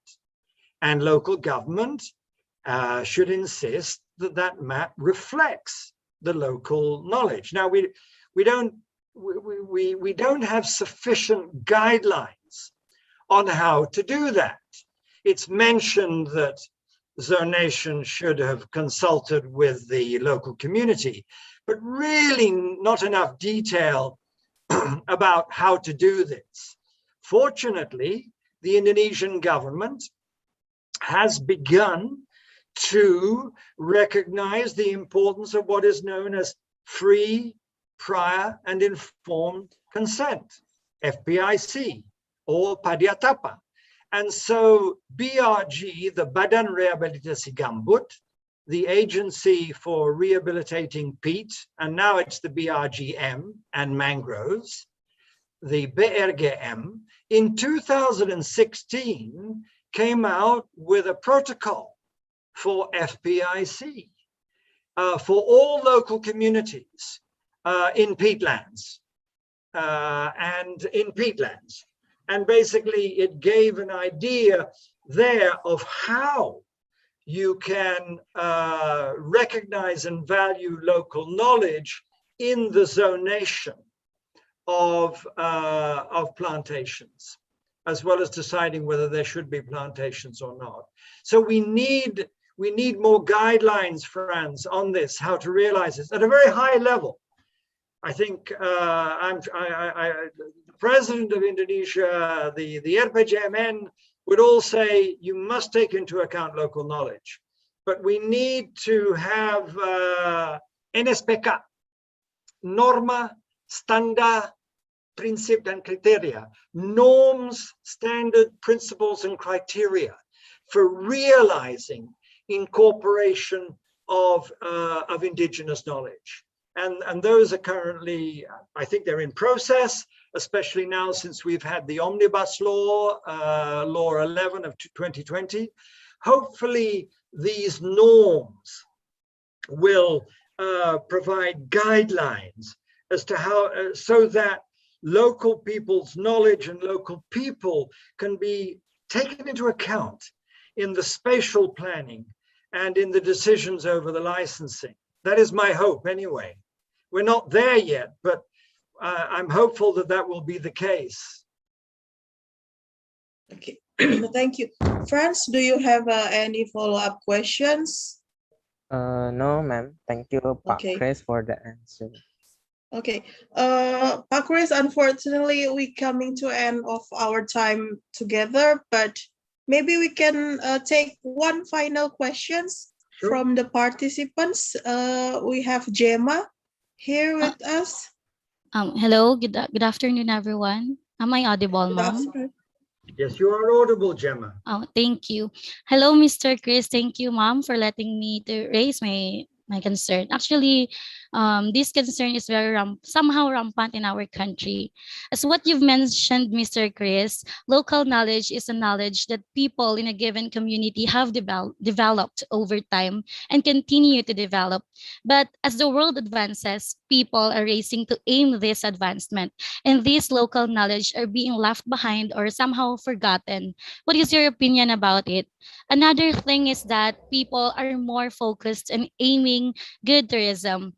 and forgot the value of our forestry. And they convert some forest areas to tourism site, which somehow cause damages to our nature. What is your solution for this certain situation or concern?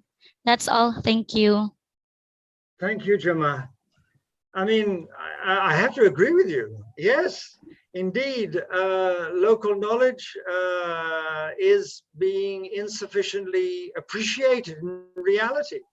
And as a result, we are destroying natural forest systems, to name one kind of ecology, that provide valuable services to us. And ultimately, everyone suffers, not just the local community, but even the plantation, because the plantation may find it doesn't have enough water, or it may face landslides and floods during the rainy season. So I have to agree with what you said. And I think that what we need, Gemma, what we need is really is clearer guidelines and roadmaps.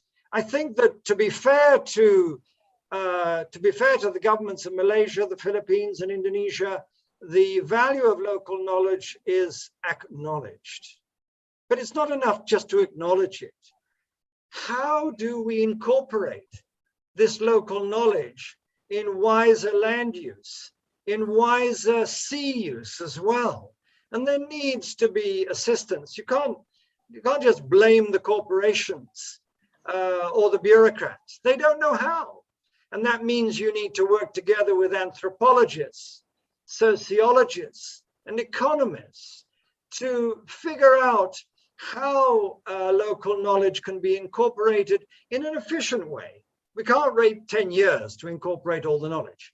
You know, on the one hand, socialisation or dissemination should not be half a day. That's too short. On the other hand, it shouldn't take 5 years either. And that's where you need the guidelines. That's where you need the roadmap, to be fair to the plantation, private sector, and so forth. And then we need to realize too that in amongst the local communities, there will be some people who are rascals. Do you understand rascals? Yes. Kurang ajar. I don't know if there will be, even amongst the local community, there will be criminals, people who want to make use of this, who want to make money out of it, who want to make extortion out of this. So, I mean, I'm not overly romantic about local villages, although they have local endowments of local knowledge. There are also rascals and criminals amongst them. But we need the guidelines.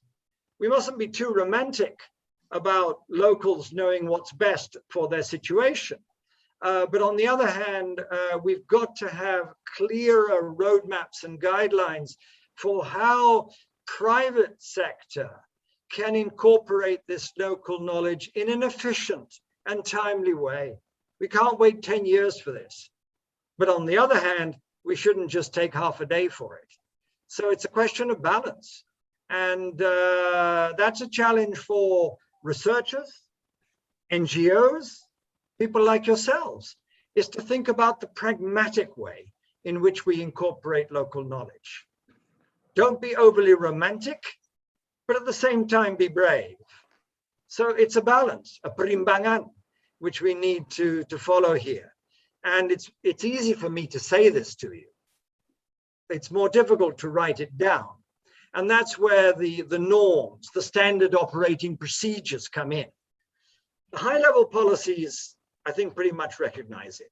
We now need standard operating procedures or norms and standards which ensure that sufficient local knowledge is taken into account as we try to develop our land efficiently as possible, whilst reducing our carbon footprints.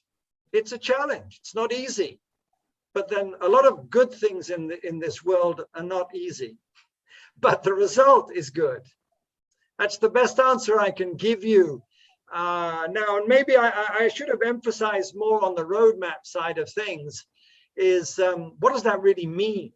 And I didn't in the presentation. So I thank you, Gemma, for your question, and for you others.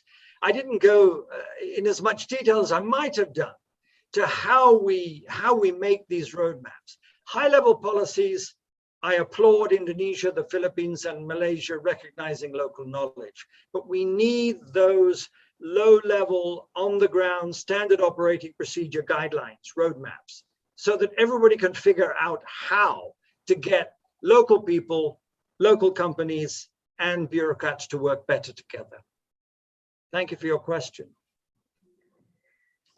Thank you, Gemma. Is there any follow-up questions?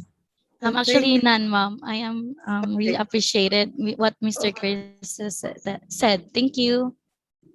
Thank you, Gemma, Franz, Mas Wahyu, and also Daniel, Jacqueline, who have such a lively discussion with Pak Chris. Do you have any closing statement, Pak Chris, before we end this session? Or very briefly, just to thank you all for your patience. I hope that this was worthwhile for you. I hope that I have excited your interest in empowering local knowledge in a pragmatic way. And I look forward to meeting with you again, perhaps professionally, once you have finished your studies. So I wish you the best of luck. And to IPB, thank you again for giving me the chance to share my ideas with you. Thank you, Annie. Thank you, Pak Chris. Thank you so much for such insightful talk. Thank for all the participants, especially you guys who have raised questions and make this discussion lively.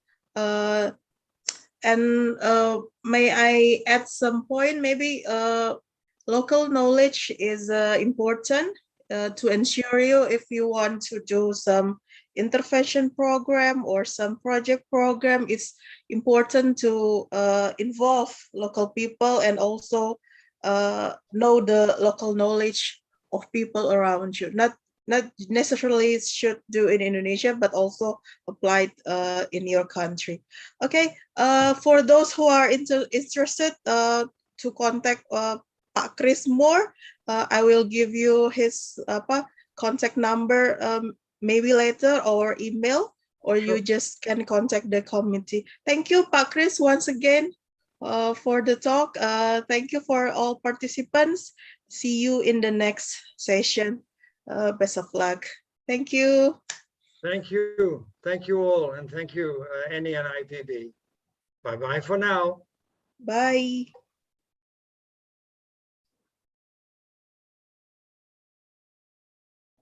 Goodbye, everyone. See you in the next sessions.